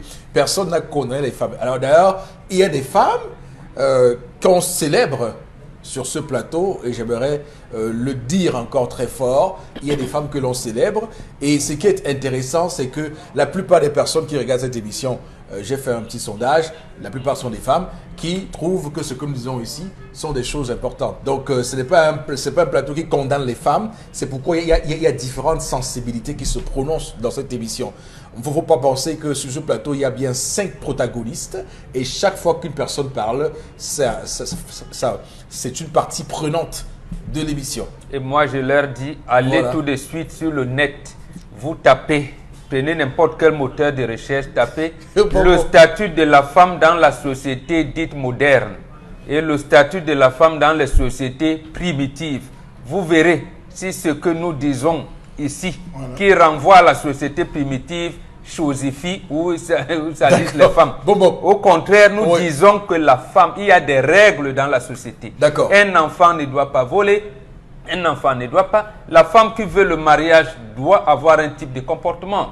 Celle qui ne veut pas se marier a son type de comportement. Maintenant, il faudra donner un statut à un enfant qui est né hors du mariage. C'est des règles sociales qu'on répète simplement. Et hier aussi, et pour ceux qui croient que hier on a fait un sujet où nous parlions de cet homme qui est allé se réfugier en Europe et qui a laissé sa femme sous la coupole de son père. Et on a dit que cet homme-là n'était pas un homme fait pour le mariage. Donc, il ne faut pas avoir la mémoire sélective. Hein. Voilà. Dominique Kouré, j'espère qu'on est d'accord, c'est votre rubrique. C'est ce qu'on a fait hier. La rubrique, c'est un sujet. Mais je me rappelle aussi que vous avez tapé sur les doigts de la femme. Hein. Qui a tapé sur la femme? Moi.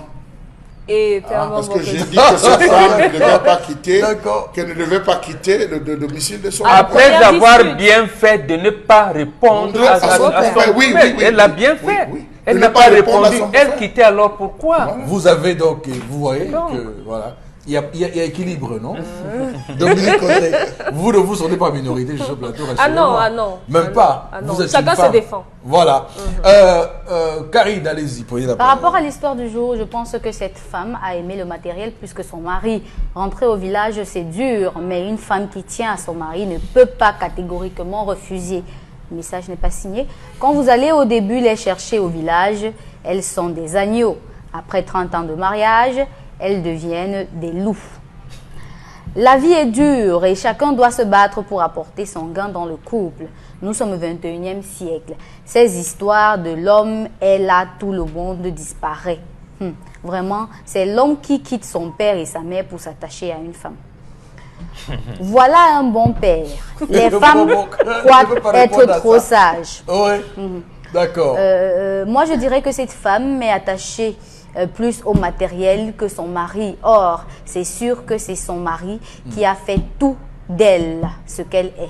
D'accord. Alors, on va s'arrêter là pour les messages liés à l'histoire du jour. On en a lu suffisamment ce matin de toutes les sensibilités. Alors, Charles Hamel, sur la colère, on va faire un complément avec vous ce matin sur ce que vous avez décrit concernant les œuvres universitaires. Alors, pour rester sur le cas des logements, il faut dire qu'on a 3 types de logements. Il y a les logements des privilégiés, qui sont réservés, ça c'est l'apanage de l'administration universitaire, M. Éric Fourpousset. C'est aussi l'apanage de quelques pontes du régime.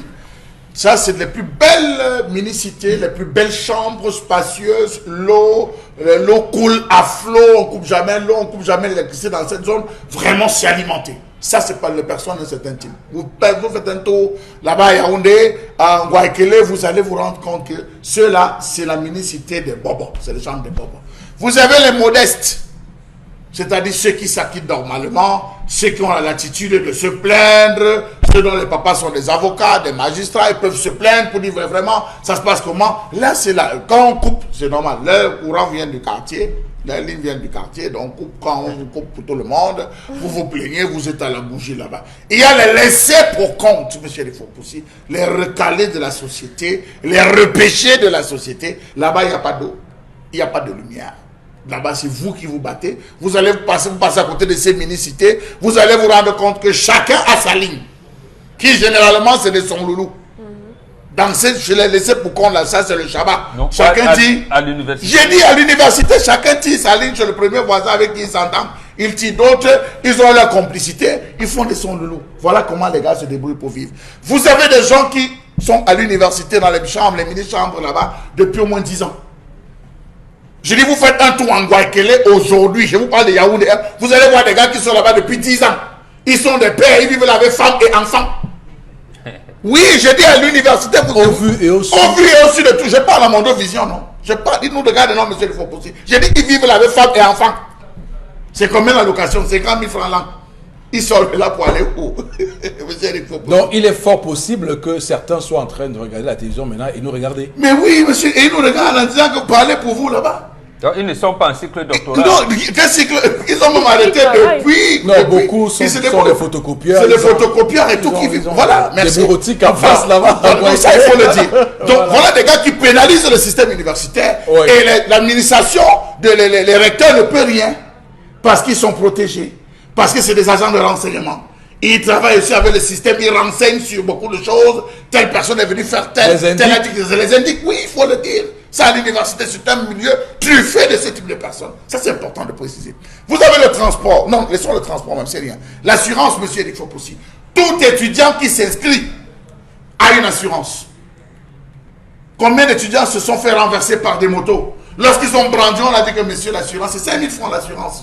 5 000 francs l'assurance. On vous dit, monsieur, cela ne vous sert pas. Allez d'abord vous soigner, on va voir après. Allez ceci, allez à l'infirmerie, allez au centre médico-social. Le centre médico-social n'est là que pour les certificats médicaux. 1000 francs. Ils ne font plus rien, monsieur, il faut 1000 francs. Vous payez 1000 francs pour avoir les certificats médicaux pour ceux qui ne peuvent pas les concours. Faites un tour. Vous avez été à l'université. Ce n'est plus ça. L'assurance ne sert à rien. Donc le ministre de l'enseignement supérieur devra enlever les frais de 5 000 francs d'assurance. Parce que les étudiants qui se font agresser, les étudiants qui sont blessés, les étudiants qui sont renversés par des véhicules, monsieur, il faut aussi. Est-ce que vous savez qu'il y a certaines classes, avec certains amphis, j'ai envie de dire, certaines classes qui sont en bois. Et là, on a eu des étudiants qui ont vu leurs pieds attrapés par une planche. Parce qu'en posant la planche, il est rentré avec lui, avec le pied. Il a pris avec le sang dégouliné. Il est allé se plaindre, il a dit, monsieur, allez voir, allez rencontrer, allez à la scolarité, allez à ceci, allez à cela. Finalement, ce sont ses parents qui s'occupent de ça. Nous avons le cas de transport, monsieur, il faut aussi. Les cas de transport sont réservés pour aller acclamer les personnalités. Ce n'est plus pour le transport des étudiants. Telle personnalité arrive, on met le bus. Université de Yaoundé 1. Université de Douala. Vous voyez, le bus est propre. Ce n'est pas le bus des étudiants, c'est le bus de Gombo pour justifier le Gombo, pour justifier les meetings, pour justifier les acclamations de certaines personnalités. Voilà ce qu'on vit aujourd'hui. L'étudiant est laissé pour compte. Les œuvres universitaires, M. Eric Fopoussi, ne tiennent plus compte, donc ça ne vaut pas la peine, finalement. D'accord. Alors, on va s'arrêter là pour cette séquence de l'émission, Madame Monsieur. On va en tourner une autre. Il s'agit de la revue des réseaux sociaux. Et cette revue des réseaux sociaux est l'apanage de Karine Santia. C'est à vous. Oui, dans le cadre de la revue des réseaux sociaux, aujourd'hui, on aura deux sujets. Le premier sujet, c'est la visite du président de la République à Lyon. Le président Paul Biya est en France, où il assistera à la 6e conférence du Fonds mondial de lutte contre le sida, la tuberculose et le paludisme programmée du 9 au 10 octobre prochain. En marge de cette rencontre, Paul Biya s'entretiendra aussi avec son homologue français autour cadre du grand dialogue national. À son arrivée, le président de la République a été accueilli en grande pompe par des Camerounais de la diaspora devant l'hôtel où il séjournera dans une ville propre. Belles images. Un paradoxe a été de ce fait créé par les internautes qui ont vite fait de trouver des images de la capitale politique camerounaise pendant que le chef de l'État se déplaçait pour ce voyage. Et vous allez voir le contraste des images, il est frappant. Le temps que ces images-là arrivent, bien sûr, puisque... Que ces images voilà. de Yaoundé. Alors, moi, je voudrais juste te dire quelque chose d'assez intéressant, hein, parce que on est toujours dans ce pays, dans la manipulation. Alors, la photo qui est là, c'est une vieille photo. Hein, il y a le président Macron. C'est une vieille photo, mais beaucoup ont voulu manipuler. Ah, c'est ça l'image de Yaoundé, là, c'est ça? Oui, ça, c'est l'image pour lui dire au revoir, du convoi, oui, du convoi qui est là à Simalène. Personne pour dire au revoir. Qui est là à Simalène. Non, arrêtez un peu. Vous, pour ceux, non, mais moi je pense que c'est une fausse polémique. C'est une fausse polémique. Pour ceux qui ont vécu à Yaoundé, et ils savent comment ça fonctionne. Absolument. Moi, j'ai eu la chance de vivre sur la route du président. Je vous dis que quand le cortège présidentiel passe, c'est pas facile d'avoir l'attroupement. D'ailleurs, ils n'en veulent pas parce que la sécurité est terrible. C'est-à-dire que parfois, vous avez, et c'est les commissaires qui sont là, les commissaires, la GP, on éloigne complètement les gens de ça. Même ceux qui veulent marcher, on refuse que vous marchiez. Donc, il faut voir, il faut comprendre pour ceux qui sont... Parce qu'on fait des amalgames qui n'ont pas de sens. Donc, moi, ce qui est intéressant, c'est d'abord, première chose, la manipulation qu'on a voulu faire. Cette image du président Macron et du président Biya date depuis très longtemps. Donc, ce n'est pas une image récente. Deuxième élément, oui, c'est frappant le contraste quand on voit le centre-ville d'une capitale comme celle du Cameroun avec... vraiment, j'enlève les gants, hein, c'est sale. Vraiment, c'est sale. Et qu'on compare avec Lyon, on voit très bien que le fossé est abyssal. Le fossé est énorme. D'abord, Bengane, le président Paul Biya. Alors, je rappelle aussi qu'il y a aussi l'image de l'accueil des militants du RDPC et d'autres Camerounais.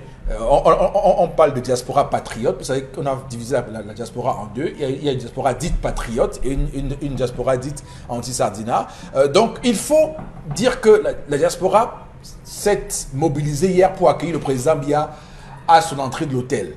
Bon, sauf qu'il y a eu beaucoup de jubilation de la part de beaucoup de gens qui estimaient. Il y a même une femme qui a crié, parce qu'il y a une vidéo, qui a crié que « Oh, j'ai eu Paul Biya, je peux mourir maintenant ». Et il y a une femme qui a dit ça. Oui, une femme qui a dit « Oh, j'ai eu Paul Biya, je peux mourir maintenant ». Donc, il y avait une scène de liesse comme ça, dans une vidéo. Et puis, il y a des personnes qui ont répondu, dit que non, c'est aujourd'hui, c'est ce mercredi que la brigade anti-sardina va se mobiliser et va montrer ce que c'est qu'une mobilisation à l'étranger. Donc, il y a cette bataille-là de mobilisation. On verra très bien comment tout cela se goupille.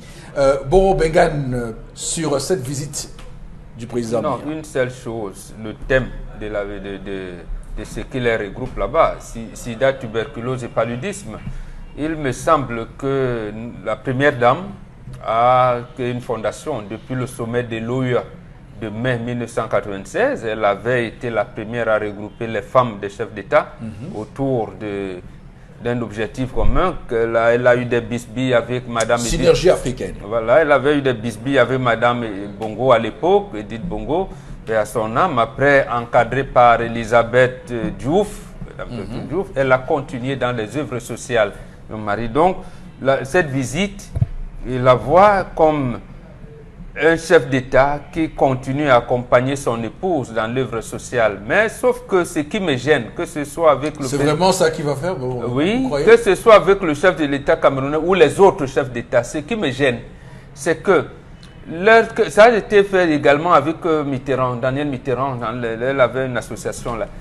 On nous avait fait croire que les premières dames continuent l'œuvre sociale de leur mari.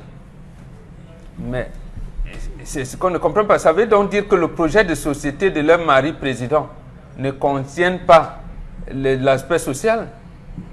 Bon, comment on va placer dans le ministère de la Santé publique, promotion de la femme, de la famille, promotion, voilà. Donc, ce qui fait que dans tous ces États où c'est fait, il y a cet amalgame, où les fonctionnaires, notamment du ministère de la Santé publique, je ne parle pas seulement du Cameroun, hein, même de tous ces pays qui sont là, ils sont pris entre, j'allais dire, deux fleuves. Quand ils travaillent là-bas, sont-ils des fonctionnaires ou bien sont-ils des fonctionnaires détachés? Auquel cas, ils auraient signé ce qu'ils appellent la mise en disponibilité. Mais généralement, ce n'est pas le cas. Ils continuent à bénéficier de leur salaire de fonctionnaire, Oui, parce que et avoir des émoluments là-bas. C'est vrai, parce que moi, c'est cet amalgame-là. Parce que le Cameroun bénéficie des fonds de ce fonds. Parce qu'en fait, c'est un fonds. C'est un fonds mondial, sida, paludisme et tuberculose. Et ils se réunissent généralement tous les 3 ans, si mes mémoires est bonne, tous les 3 ans, pour que les donateurs puissent renflouer les caisses. Nous sommes en 2018. En 2016, lorsqu'ils se sont réunis, ils avaient réuni près de 12,2 milliards de francs de dollars. Donc cette année, la France compte réunir 14 milliards. Alors, il semble que les pays comme le Cameroun sont à court d'argent. Ils veulent encore plus d'argent. Et le Cameroun, je pense, depuis 1994, est engagé dans ce programme de lutte contre la tuberculose.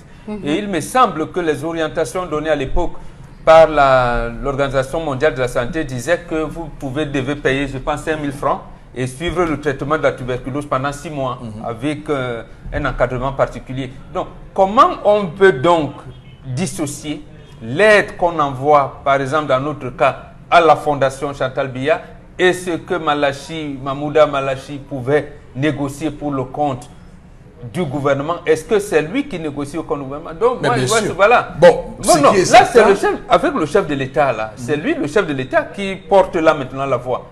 Parce qu'il n'a envoyé personne d'autre. C'est lui-même qui est là. En tout cas, tous ces programmes tous ces programmes sont logés au ministère de la Santé, hein, que ce soit le sida, la tuberculose, le paludisme. Non, lorsque notre première dame invite que ce soit Gallo sur la recherche du sida ou Montagnier, ce n'est pas le ministère de la Santé. Non. C'est pas elle. Elle vient, c'est elle qui est... je parle des fonds qui viennent de ce fonds mondial, sont logés. Il faut donc que ce soit clair, que comme en France, qu'un procureur puisse nous dire régulièrement que monsieur, puisqu'on parlait ici des médecins qui travaillent à la Fondation Chantal Biya et Synergie africaine, il y a eu... Au centre de recherche. Au centre de recherche. Qu'il y a eu, comment vous appelez, un terme juridique, où on parlait de conflit d'intérêts, ou tout ça, ou bien il faudrait que les magistrats commencent à nous dire, à mettre ces gens-là en examen pour savoir s'ils ont puisé ici ou là. À commencer par le président lui-même. Je comprends votre volonté de recentrer le débat sur le motif officiel qui amène le président là-bas. Mais moi, je doute fort que ce soit un enjeu, que ce soit comme ça.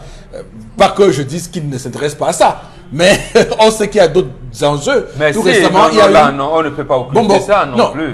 Tout récemment, il y a eu une rencontre au Japon qui était d'où les enjeux étaient tout aussi intéressants. Il n'y est pas allé. Quand un chef d'État se déplace, c'est des enjeux de pouvoir. Il y a eu l'Assemblée générale. De pouvoir. Voilà, donc au-delà de ça, il faut qu'on nous... D'accord. C'est des enjeux de pouvoir. Il faudrait bien, quand on rencontre le président français, c'est de dire que la cellule africaine de l'Élysée aujourd'hui pense que. Tout à fait. Voilà, donc c'est ça. Heureusement, vous me rassurez. Oui, non, c'est ça. Mais maintenant, je dis donc à la cellule africaine. En fait, c'est à la cellule africaine de l'Élysée que je m'intéressais. Que chez vous. Lorsque Jérôme Cahuzac a fait des mondes, ou bien François Fillon, on juge même le coût de ses costumes avec les relations de sa femme qui est... Il faudrait que nos magistrats s'inspirent de ça en disant que même Sarkozy apparemment sera au correctionnel. Donc, pour l'affaire Big Malion. Oui, alors, l'affaire Big Malion. Il y a une clarification quand l'argent entre au Cameroun. Très bien. Qu'est-ce qui va dans le privé? Qu'est-ce qui revient dans le public? Alors, Chalamel, quelle est votre hypothèse sur ce voyage? Alors, monsieur Eric Fopoussi... Mais quelles sont vos hypothèses? Monsieur Eric Fopoussi, moi, je ne connais pas porter les gants sur ce genre de choses. C'est simplement vous dire qu'il va rendre compte. Il faut qu'il aille rendre compte de comment est-ce qu'on a géré, le grand dialogue s'est géré. Pourquoi est-ce qu'il refusait de libérer? Pourquoi est-ce qu'il y a ci? Pourquoi est-ce qu'il y a ça? Parce que l'expérience a démontré que toutes les grandes rencontres cachent des rencontres officieuses qui sont plus importantes que les rencontres officielles. Toutes ces rencontres officielles. Est-ce que vous avez les preuves de ce que vous dites? Je ne pense, j'ai dit que... Est-ce que vous avez les preuves? Monsieur Eric Fopoussi, l'expérience, je parle d'une expérience, je peux me tromper. on s'inspire des expériences. Chaque problème amène une expérience. On s'inspire des expériences pour dire que la rencontre, on l'a généralement vu. Je pense qu'il est parti le 7, alors que la rencontre était prévue ce jour, monsieur Eric. Nous sommes le 10. Le 9, nous sommes le 9 aujourd'hui. demain. Il est parti le 7, donc nous sommes le 9. La rencontre, c'est demain le 10. C'est ça, la rencontre, c'est le 10, non, monsieur Eric? Oui. Si je ne me trompe pas, le 10, c'est Banque-Nationale. Ça s'ouvre, le fond se commence aujourd'hui et se clôture demain. D'accord, donc la rencontre, c'est le 10, ils vont devoir échanger, monsieur Eric Fopoussi. Donc, il faut dire que, forcément, il va Mais la rencontre avec le président français, c'est demain le 10. C'est ça que je parle de la rencontre. Parce demain. Je ne parle pas du sommet. Non, je ne suis pas avec le sommet. Bon, pourquoi suffisamment parler du sommet? Je ne suis pas là avec le sommet, monsieur Eric Fopoussi. Donc, je crois même que, de manière officieuse, les vraies raisons ont déjà été discutées à son arrivée. Ils ont dû se rencontrer officieusement, ils ont débattu d'un certain nombre Hier là déjà? Oui, je crois qu'ils ont déjà débattu, monsieur Eric Fopoussi, ça il faut vous le dire. Ils ont déjà débattu. Demain, ce sera juste une formalité officielle. On va échanger 2, 3, 4 minutes ou 5 minutes, se saluer les mains et se séparer. Donc je pense que c'est important de le dire. Vous savez aussi que les plus fortes pressions, en dehors de celles des États-Unis, venaient de la France. La France qui a appelé, on dit non, le président français a fait ceci, il a fait cela. Il y a la situation de la base qu'il faut aussi débattre. Vous savez que plusieurs fois, il a été invité. Le chef de l'État a été invité plusieurs fois. Il n'a pas pu venir parce qu'il y avait une question de sécurité. Il fallait assurer la sécurité à gauche, la sécurité à droite. Vous avez vu les camions lyonnais là? Oui, j'ai vu les camions. Donc il faut dire que ça aussi, ça a joué. Je crois qu'il était question. Je me réjouis de ceci qu'il a pu arriver. Je me réjouis de ceci qu'ils vont au moins pour une fois échanger. Il y a la situation de la basse, monsieur Eric Fopoussi. Il y a une situation parce que c'est pas tout le monde qui est content, notamment les Français qui doivent tout le temps assumer qu'il y a des débordements. Chaque fois qu'on envisage un déplacement, qu'il y a des débordements. Il y a le deuil de Jacques Chirac. Il faudrait aussi qu'il pense. Il y a tout ça, monsieur Eric Fopoussi. Tout ça va se jouer. En ce moment, il n'a pas pu être aux obsèques de Jacques Chirac. Il n'a pas pu être assis à envoyer des représentants. Vous savez, en bon bantou, on salue toujours le deuil. Donc, il y a des choses qu'il faut se faire. Donc, je pense que forcément, il va revenir sur cet ensemble de choses. Tous ces rendez-vous, ces grands rendez-vous qu'il a manqués, ils vont débattre de cela. Je pose une question, Cole. Est-ce que vous pensez qu'après cette rencontre, il va rentrer directement au Cameroun ou il va faire une escale?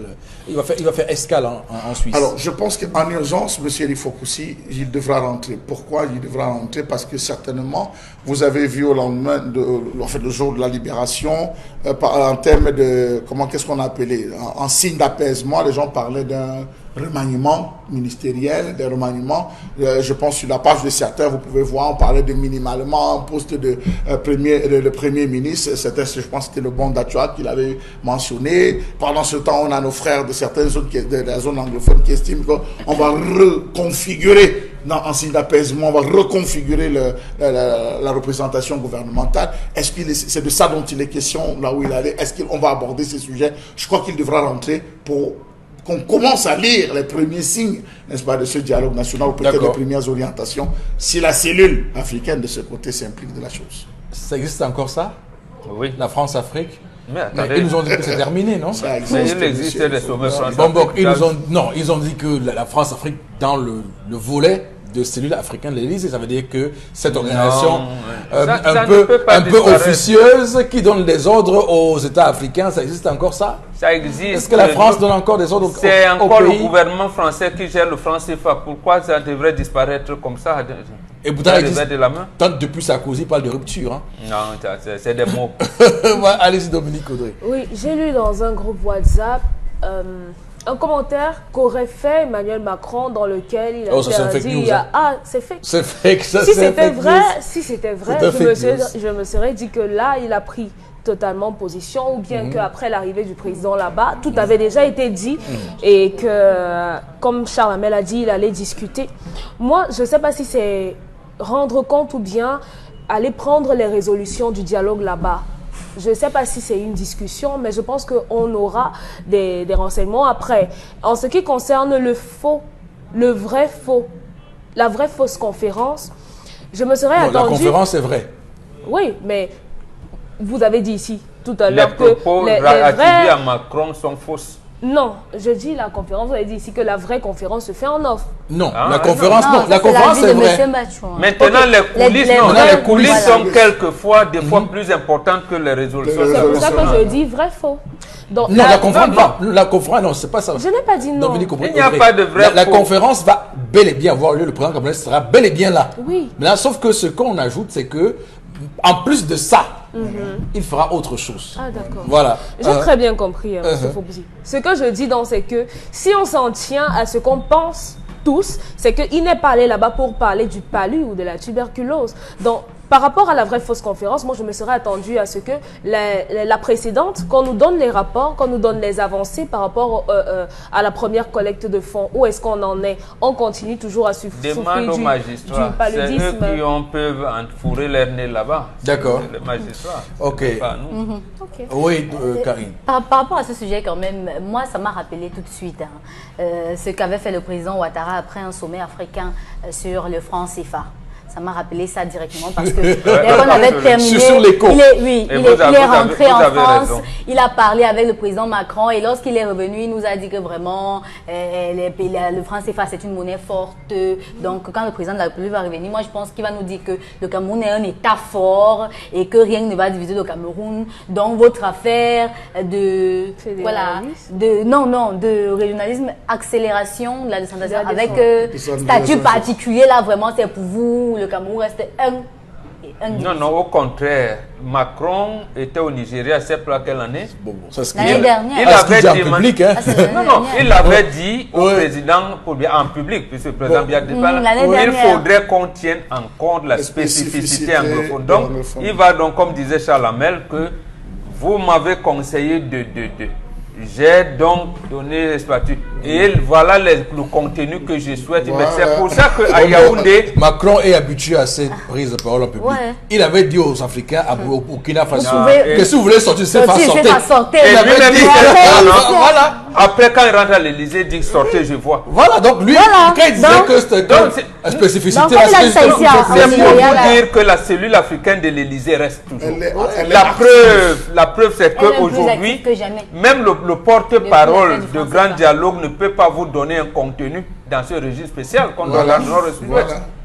Tout le monde se réfère au chef de l'État. Au Canada. Au chef de l'État. Ils ont proposé que ce soit... Mais est-ce que c'est ça ou c'est pas ça? D'accord, très bien. Ok, on va s'arrêter. On va s'arrêter là. Mais on va s'arrêter là et observer clairement cette visite du chef de l'État à Lyon et surtout voir où il va aller ensuite, où il va rentrer au Cameroun et on va découler les premières mesures qui seront prises par le président camerounais. On termine cette revue avec vous, Karine. Oui, des yaourts périmés, commercialisés au Camerounais. Le produit, je vais prononcer le produit, je sais pas. Oui, c'est le produit Nourrice de l'entreprise Camlet qui est dans les supermarchés et autres boutiques. Aujourd'hui a été testé et beaucoup de consommateurs se plaignent du goût, qu'il est parfois amer à la fin et parfois acide à un certain niveau. Et c'est là où ils ont commencé à regarder notamment les emballages et ils ont remarqué que les produits avaient dépassé la date de péremption mais restaient en surface. Alors que cette entreprise-là est créée depuis 1972 et un capital de 15 millions de francs CFA. Comment est-ce qu'on arrive là au Cameroun à commercialiser des produits périmés au Camerounais? Alors, bon, Bengan, depuis que ce scandale a éclaté, nous nous posons la question des responsabilités. Qui sont responsables ici? Trois structures. Oui. L'entreprise, premièrement. Vous, Camlet a une responsabilité? Oui.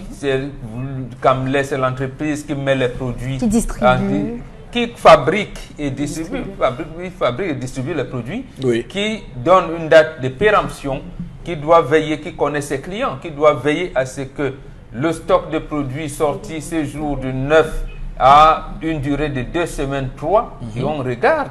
Puisqu'on vient, il y a des commerciaux qui viennent voir. Deuxième, c'est la brigade de contrôle du ministère en charge de commerce. Et troisième, ça, c'est un élan citoyen. C'est-à-dire que ceux de nos compatriotes qui ont créé des associations de protection des droits des consommateurs doivent être en état de veille. Et ça, je pense que ce sont ces associations-là qui ont apporté le problème, relevé le problème-là. D'accord.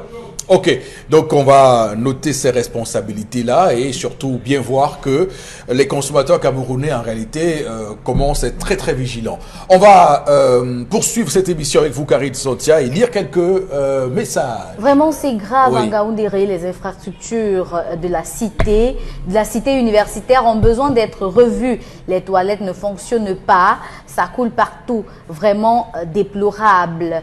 Au Cameroun, aucun produit n'est vraiment accessible à part le para et l'ibuprofène. Pourtant, on paye chaque année les frais de CMS. Voilà. C'est terrible. Gertrude de Kwaptamo. Alors, Chalabel, c'est ce que vous Oui, absolument. releviez tout à l'heure. Voilà, donc, monsieur Eric Fopoussi. Voilà c'est donc que la c'est confirmation. une autre tentative d'assassinat. Quand quelqu'un du corps médical donne de ibuprofène aux filles, ils savent bien que ça atténue la douleur, mais ils savent que ça augmente l'infertilité chez les femmes. Ah oui. Mais pourquoi on continue? On les donne aux étudiantes. Et ça, ils le savent très bien. Et malheureusement, et lorsque nos filles ont du mal à concevoir demain, elles ne vont pas se rendre compte que lorsqu'elles avaient les règles douloureuses, elles avaient Voilà. elles les ont habituées au ibuprofène et tout. Et on va voir, tous les examens médicaux vont dire elle est nickel, on va commencer à accuser la grand-mère du village qui n'y est pour rien.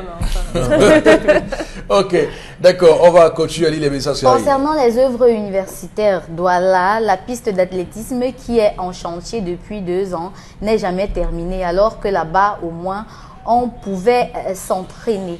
On pouvait vraiment s'entraîner. Un autre message ce matin. S'il vous plaît, Chalamé, pouvez-vous redonner le deuxième On proverbe? vient à la chefferie, on vient voir. Actuellement, Le Zénith est une chefferie aussi. Oui, on vient en consultation. Le Zénith est une chefferie aussi. C'est pour ça Je que tiens nous, à les le rappeler. Bantous, nous disons à nos enfants d'être attentifs, assidus. Quand papa parle, et surtout lorsqu'il dit « j'ai dit des proverbes », l'enfant doit être assidu. Assidu. Et vous, aujourd'hui, vous dites « ah, mais c'est son étude ». À ce moment-là, vous revenez avec un bouc à la main. Bien entendu. Alors, Chalabel, vous dites quoi finalement? J'ai déjà parlé. Bobo a déjà parlé. Parce que après, c'était Non, non, pas... quand j'ai parlé, il ne parlé. peut plus contredire. Bobo a déjà parlé. Si D'accord. je ne voulais pas parler, je lui aurais laissé le soin de parler. Mais quand j'ai déjà parlé, il ne peut plus parler. D'accord. La femme se couche avec ses pensées et se lève avec les pensées de son mari. Toi, tu le Voilà le proverbe. C'est un- Il a dit le ça, premier le proverbe. troisième. Ça, c'est le troisième. Non, Il le, veut le deuxième. le deuxième. Non, le premier ou le deuxième? Parce qu'il y a 3 proverbes. Non, remémore-toi, tu vas dire à tes frères. Non, bon, je peux vous dire que cette émission est enregistrée Et voilà. et qu'on va aller retrouver la révision. Voilà. Voilà. Si Chalamel se rappelle lui aussi, hein, parce que... Allez-y, Karine. Actuellement, le recteur a décidé que les niveaux 1 et 2 de certaines facultés feront cours à PK17 et TD au campus 2 du vrai Ça n'importe quoi. Donc on Ça fait le alors tourisme à Douala, ça. Ça, alors, Oui, mais c'est pas nouveau, vous savez que... c'est très éloigné. Mais bien sûr. C'est grave. PK17, c'est grave. Avec les routes, là. C'est et- des Ngouma là-bas. Bien sûr. Très Mais bien. c'est l'université. Non, c'est pas Non, comme c'est ça. des Ngouma. Ça, c'est justement l'esclavage et c'est ce qu'on devrait éviter. Et c'est pour cette raison qu'on fait tout pour éviter que l'ACDEC, l'association de défense des droits des étudiants, puisse avoir sa consistance nationale. On préfère nous emmener dans les trucs du genre l'association des études du Grand Bamoun, du Grand Nord, de Grassfield, de ceci, pour contrôler les étudiants et les empêcher de poser les vrais problèmes de défense de leurs droits. Oui, on a un téléspectateur qui envoie un message. J'ai une question pour vous sur le plateau. Où exactement se trouve l'université de Douala? Car au campus 1, on a l'ESSEC. Au campus 2, l'INSET, Kevin de Lorpom. C'est partout. Jusqu'à PK17. Oui, c'est Puisqu'il y a des professeurs qui font cours ici à Grand Moulin. Voilà. Ici à Grand Moulin, même au lycée de Deido. De Deido, Deido, voilà, ils font c'est cours pas là-bas. Deido, au collège qui est- L'université, c'est partout. C'est Et partout. il y a d'autres côtés là-bas. Oui, Au Matini. Voilà, voilà. L'université doit être décentralisée. C'est là-bas qui... Hein? Ah bon, c'est On fini fait là-bas? plus Parce là-bas, que oui. bon, moi mon époque, on On faisait fait ça plus match là-bas. génie. Ah, ils ont enlevé l'université au match génie. Ah d'accord, bon, tant mieux, C'est pour d'accord. ça qu'on envoie C'est 17 une c'est partie. décentralisé. Ok. Et on fait d'accord. aussi ça, on est un collège ici à quoi. Chez nous, à l'université de Douala, il n'y a même pas de toilettes. Les cités universitaires ont été transformées en bureaux pour les enseignants et le gymnase ne fonctionne plus. Un message ce matin. Par rapport à la chronique de Monsieur Bachou, la vidéo que vous venez de nous montrer est ancienne. Celle d'aujourd'hui est pire.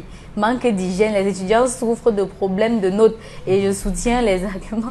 Oui, là, c'est là où les étudiants sont pour aller en cours. En fait, pour entrer dans certaines amphis, ils sont obligés de grimper. Donc, c'est pire là maintenant parce qu'il y a parfois les clés. On fait exprès, on perd les clés d'accès. Les étudiants sont obligés d'escalader pour entrer. Malheureusement. Malheureusement. c'est Oui. Cette femme devrait suivre son mari au village car c'est un bon mari. Il a tout planifié normalement puisqu'il a pris une autre femme. C'est une autre femme, elle a deux choix à faire. Soit elle reste avec son pompier en ville, soit elle supplie son mari de l'accepter au village avec lui. Claudia Abouem de Nord-Passy.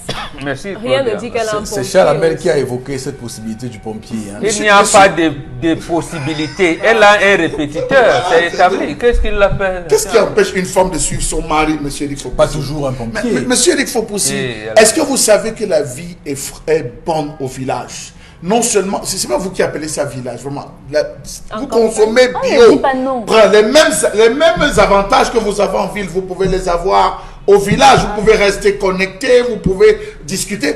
Et encore que sachez que la fraîcheur du village, le fait de vous laver avec l'eau fraîche, ça rajeunit vos cellules, la vieillesse. Vous savez que celui qui reste dans une zone, si vous avez le paludisme à Douala, celui qui a le paludisme au village, vous qui êtes dans la zone chaude, vous allez être plus touché que celui qui est dans la zone fraîche au village. Vous le savez. Donc je ne sais pas pourquoi les gens fuient cette zone. Donc on va au village seulement pour éviter le paludisme. Ce n'est pas si Elle je est donne un déjà à la exemple, retraite, je- on perd le travail. Elle fait quoi en ville? Voilà.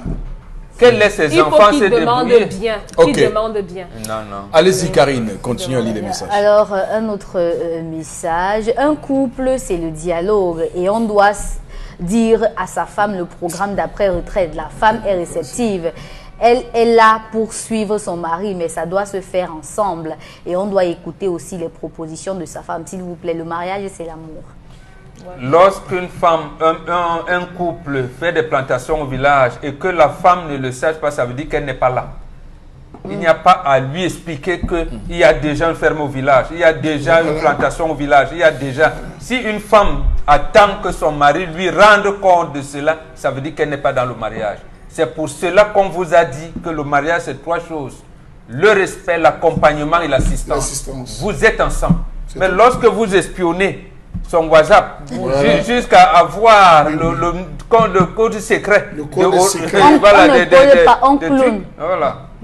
Jusqu'à avoir le code secret des transactions financières. Vous n'avez Ah, pas ça, suivi. c'est Vous niveau. n'avez pas suivi. On est placé Elle a au dit niveau. qu'elle On clone le téléphone de son mari. Voilà. Non.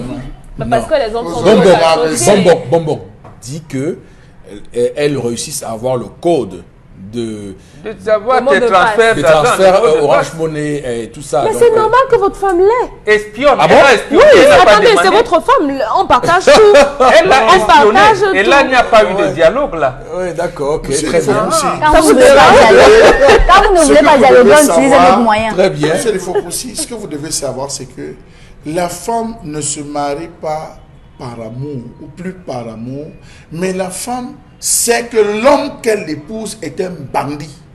Voilà l'esprit des jeunes filles, des jeunes occidentalisées. Je vais épouser un bandit. Donc, par mesure de prudence, je dois avoir 3 à 4 coups d'avance sur lui. Comment Raison elle pour a la... espionné? Oui, elle commence par espionner.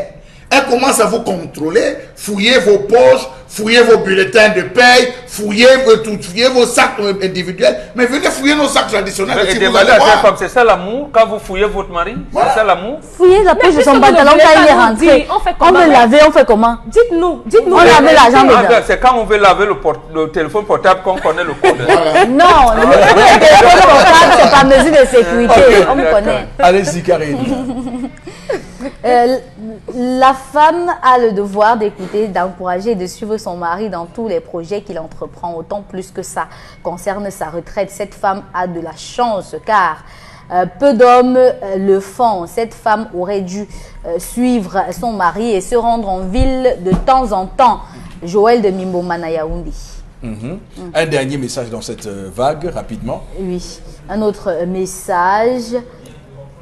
Alors, je pense que cette femme avait un amant en ville car elle a oublié certaines priorités dans le mariage. Et sur ce, je valide les propos de Charles Armel. Tout en disant que toute femme doit obéir à certaines priorités. Éric de Douala, Cité de la Paix. Il y a deux moments où la femme peut poser des problèmes à son mari, c'est entre 22h et minuit et 5h et 6h. C'est les deux temps forts où une femme doit absolument échanger avec son mari. D'accord. Elle propose ses pensées, se lève avec les pensées. Ok. On bascule le plateau B où Constilamine nous a retrouvés. Constilamine, on parle ce matin de Vombio Oméga 3. Bonjour et bienvenue. Et donc, on va clairement rectifier. Ce n'est pas Vombio Oméga 3 qu'on aura maintenant. C'est d'abord AIB. Constilamine, bonjour. Voilà, bonjour Eric, bonjour à tous nos téléspectateurs. Alors nous parlons donc à l'instant de ce centre de formation bilingue dans les métiers de l'esthétique, de la coiffure et de la beauté, notamment AIB, avec sa prochaine rentrée académique qui est prévue pour le 15 octobre 2019. Donc, dans pratiquement moins d'une semaine, les apprenants qui veulent s'initier dans la coiffure, dans l'esthétique, vont bel et bien s'inscrire du côté, vont commencer les cours dans cette école de formation qui se veut aujourd'hui internationale. Donc, c'est donc l'occasion plus que jamais d'attirer l'attention des parents, d'attirer l'attention de ceux-là qui nous regardent en ce moment, qui n'ont pas encore fait le choix d'un centre de formation, d'aller du côté, bien sûr, de l'Académie internationale de beauté AIB, qui est située en plein cœur de Douala, au quartier Bonapriso, derrière l'ancien supermarché Champion. Alors, vous nous dites quelles sont les différentes formations et filières, quelles sont les particularités et la situation et le contact à AIB, rapidement. Alors, il faudra déjà rappeler que AIB met à la disposition de ses apprenants plusieurs types de formations. Il y a déjà la formation normale qui dure 10 mois, qui est couronnée par un diplôme signé par l'État camerounais. Il y a également bien entendu. Je souhaiterais que, à tous les niveaux, dans l'enseignement scolaire, qu'on reprenne encore avec la catéchèse au niveau des enfants. Pour qu'une fois grand, ils puissent avoir peur de faire tout ce qui est mal. Si on ne craint pas Dieu, il y aura toujours les détournements de fonds, il y aura toujours toutes sortes d'injustices. Ce que je peux dire, la crainte de Dieu sera déjà le commencement de la sagesse, la direction bonne de notre pays. Si on ne met pas Dieu en avant, on ne craindra pas un être humain, on ne craindra pas un vieillard, on ne craindra personne. Parce qu'il n'y a que Dieu seul à qui on rendra des comptes à la fin. Un être humain, on peut le corrompre. On peut être au-dessus des autres. Parce qu'on a une classe sociale élevée, on a les moyens. Mais au-dessus de Dieu, il n'y aura personne. Ça veut dire qu'il faudrait qu'on reprenne déjà au niveau de l'enfance la catéchèse et que la Bible soit accessible à tout le monde et dans toutes les langues. Moi, je pense que ce sera déjà une entame pour que le Cameroun change dans les années futures. La crainte de Dieu seulement.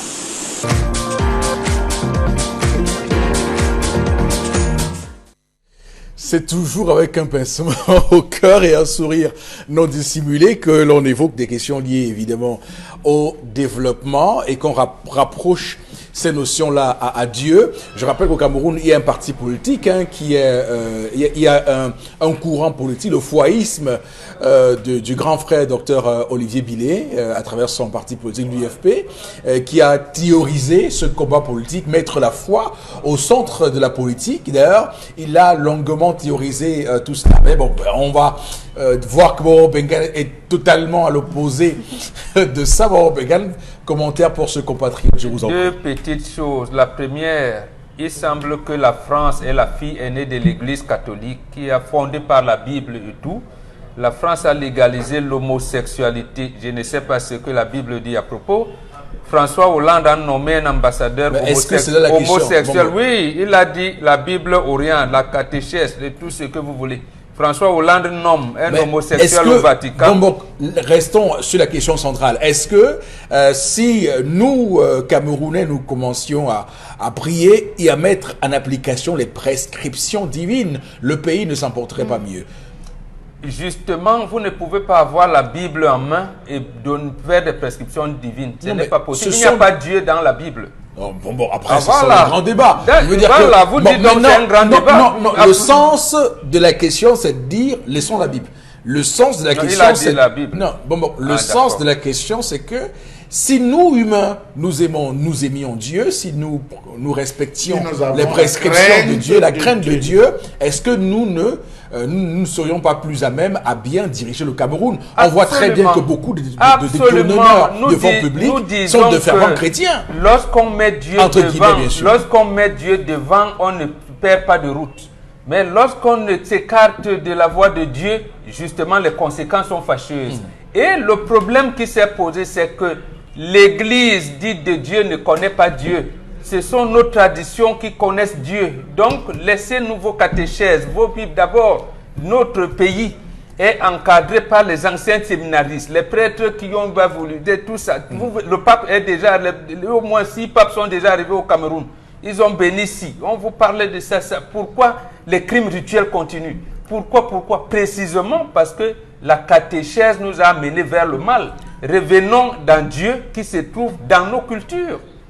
C'est tout. Mais vous ont dit que c'est le fétichisme. C'est que Mbombo porte là sur sa tête et sur les épaules. C'est ça qui représente Dieu. J'ai lu un article avant-hier, lundi était le 7 octobre. J'ai lu un article et dans l'article, le titre de l'article c'était « Pourquoi les Africains ont honte de leurs ancêtres ?» C'est une question qui est pertinente. Justement, pourquoi les Africains ont honte de leurs ancêtres qui vient de parler, la honte de ses ancêtres. Si je lui dis maintenant que Abraham n'a pas existé comme être humain, que c'est un mythe créateur, il va me lyncher. Oh, c'est ça. Il va dire que Dieu d'Israël, Dieu d'Isaac, Dieu de Jacob. Dieu lui dit, ils ne vous écoutent même pas, ils ne vous connaissent pas. Mais nous sommes à Douala. Si vous priez ici à Douala, vous commencez par citer le premier ancêtre de Douala qui s'appelle Mbimb. Vous dites au nom de Mbimb Lolom, je peux. Ce que vous demandez va vous arriver. Mais lorsque vous commencez à évoquer Dieu, Abraham, Isaac, Jacob ici à Douala, ça ne donnera pas. Allez en Israël. Allez en Israël, peut-être, ça va donner là-bas. Bon, je rappelle qu'il y a beaucoup de gens qui font ça et qui obtiennent guérison.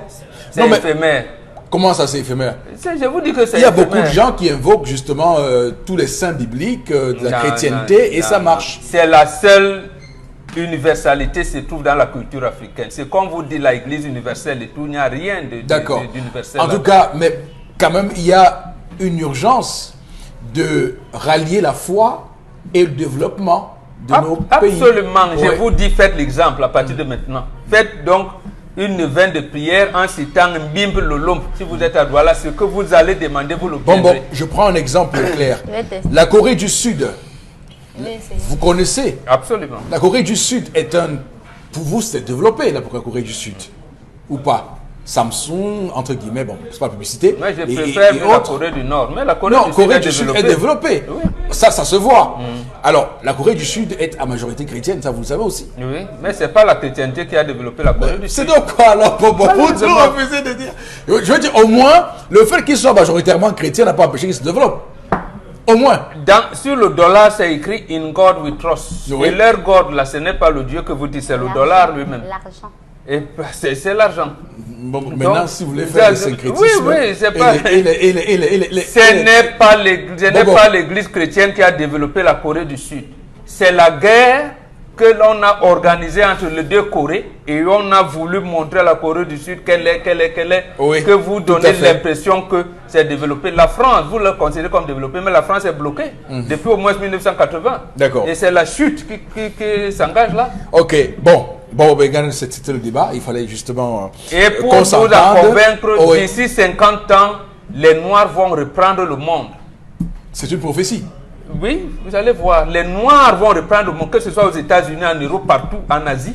Les Noirs vont reconquérir le monde. Si on continue avec nos dirigeants là.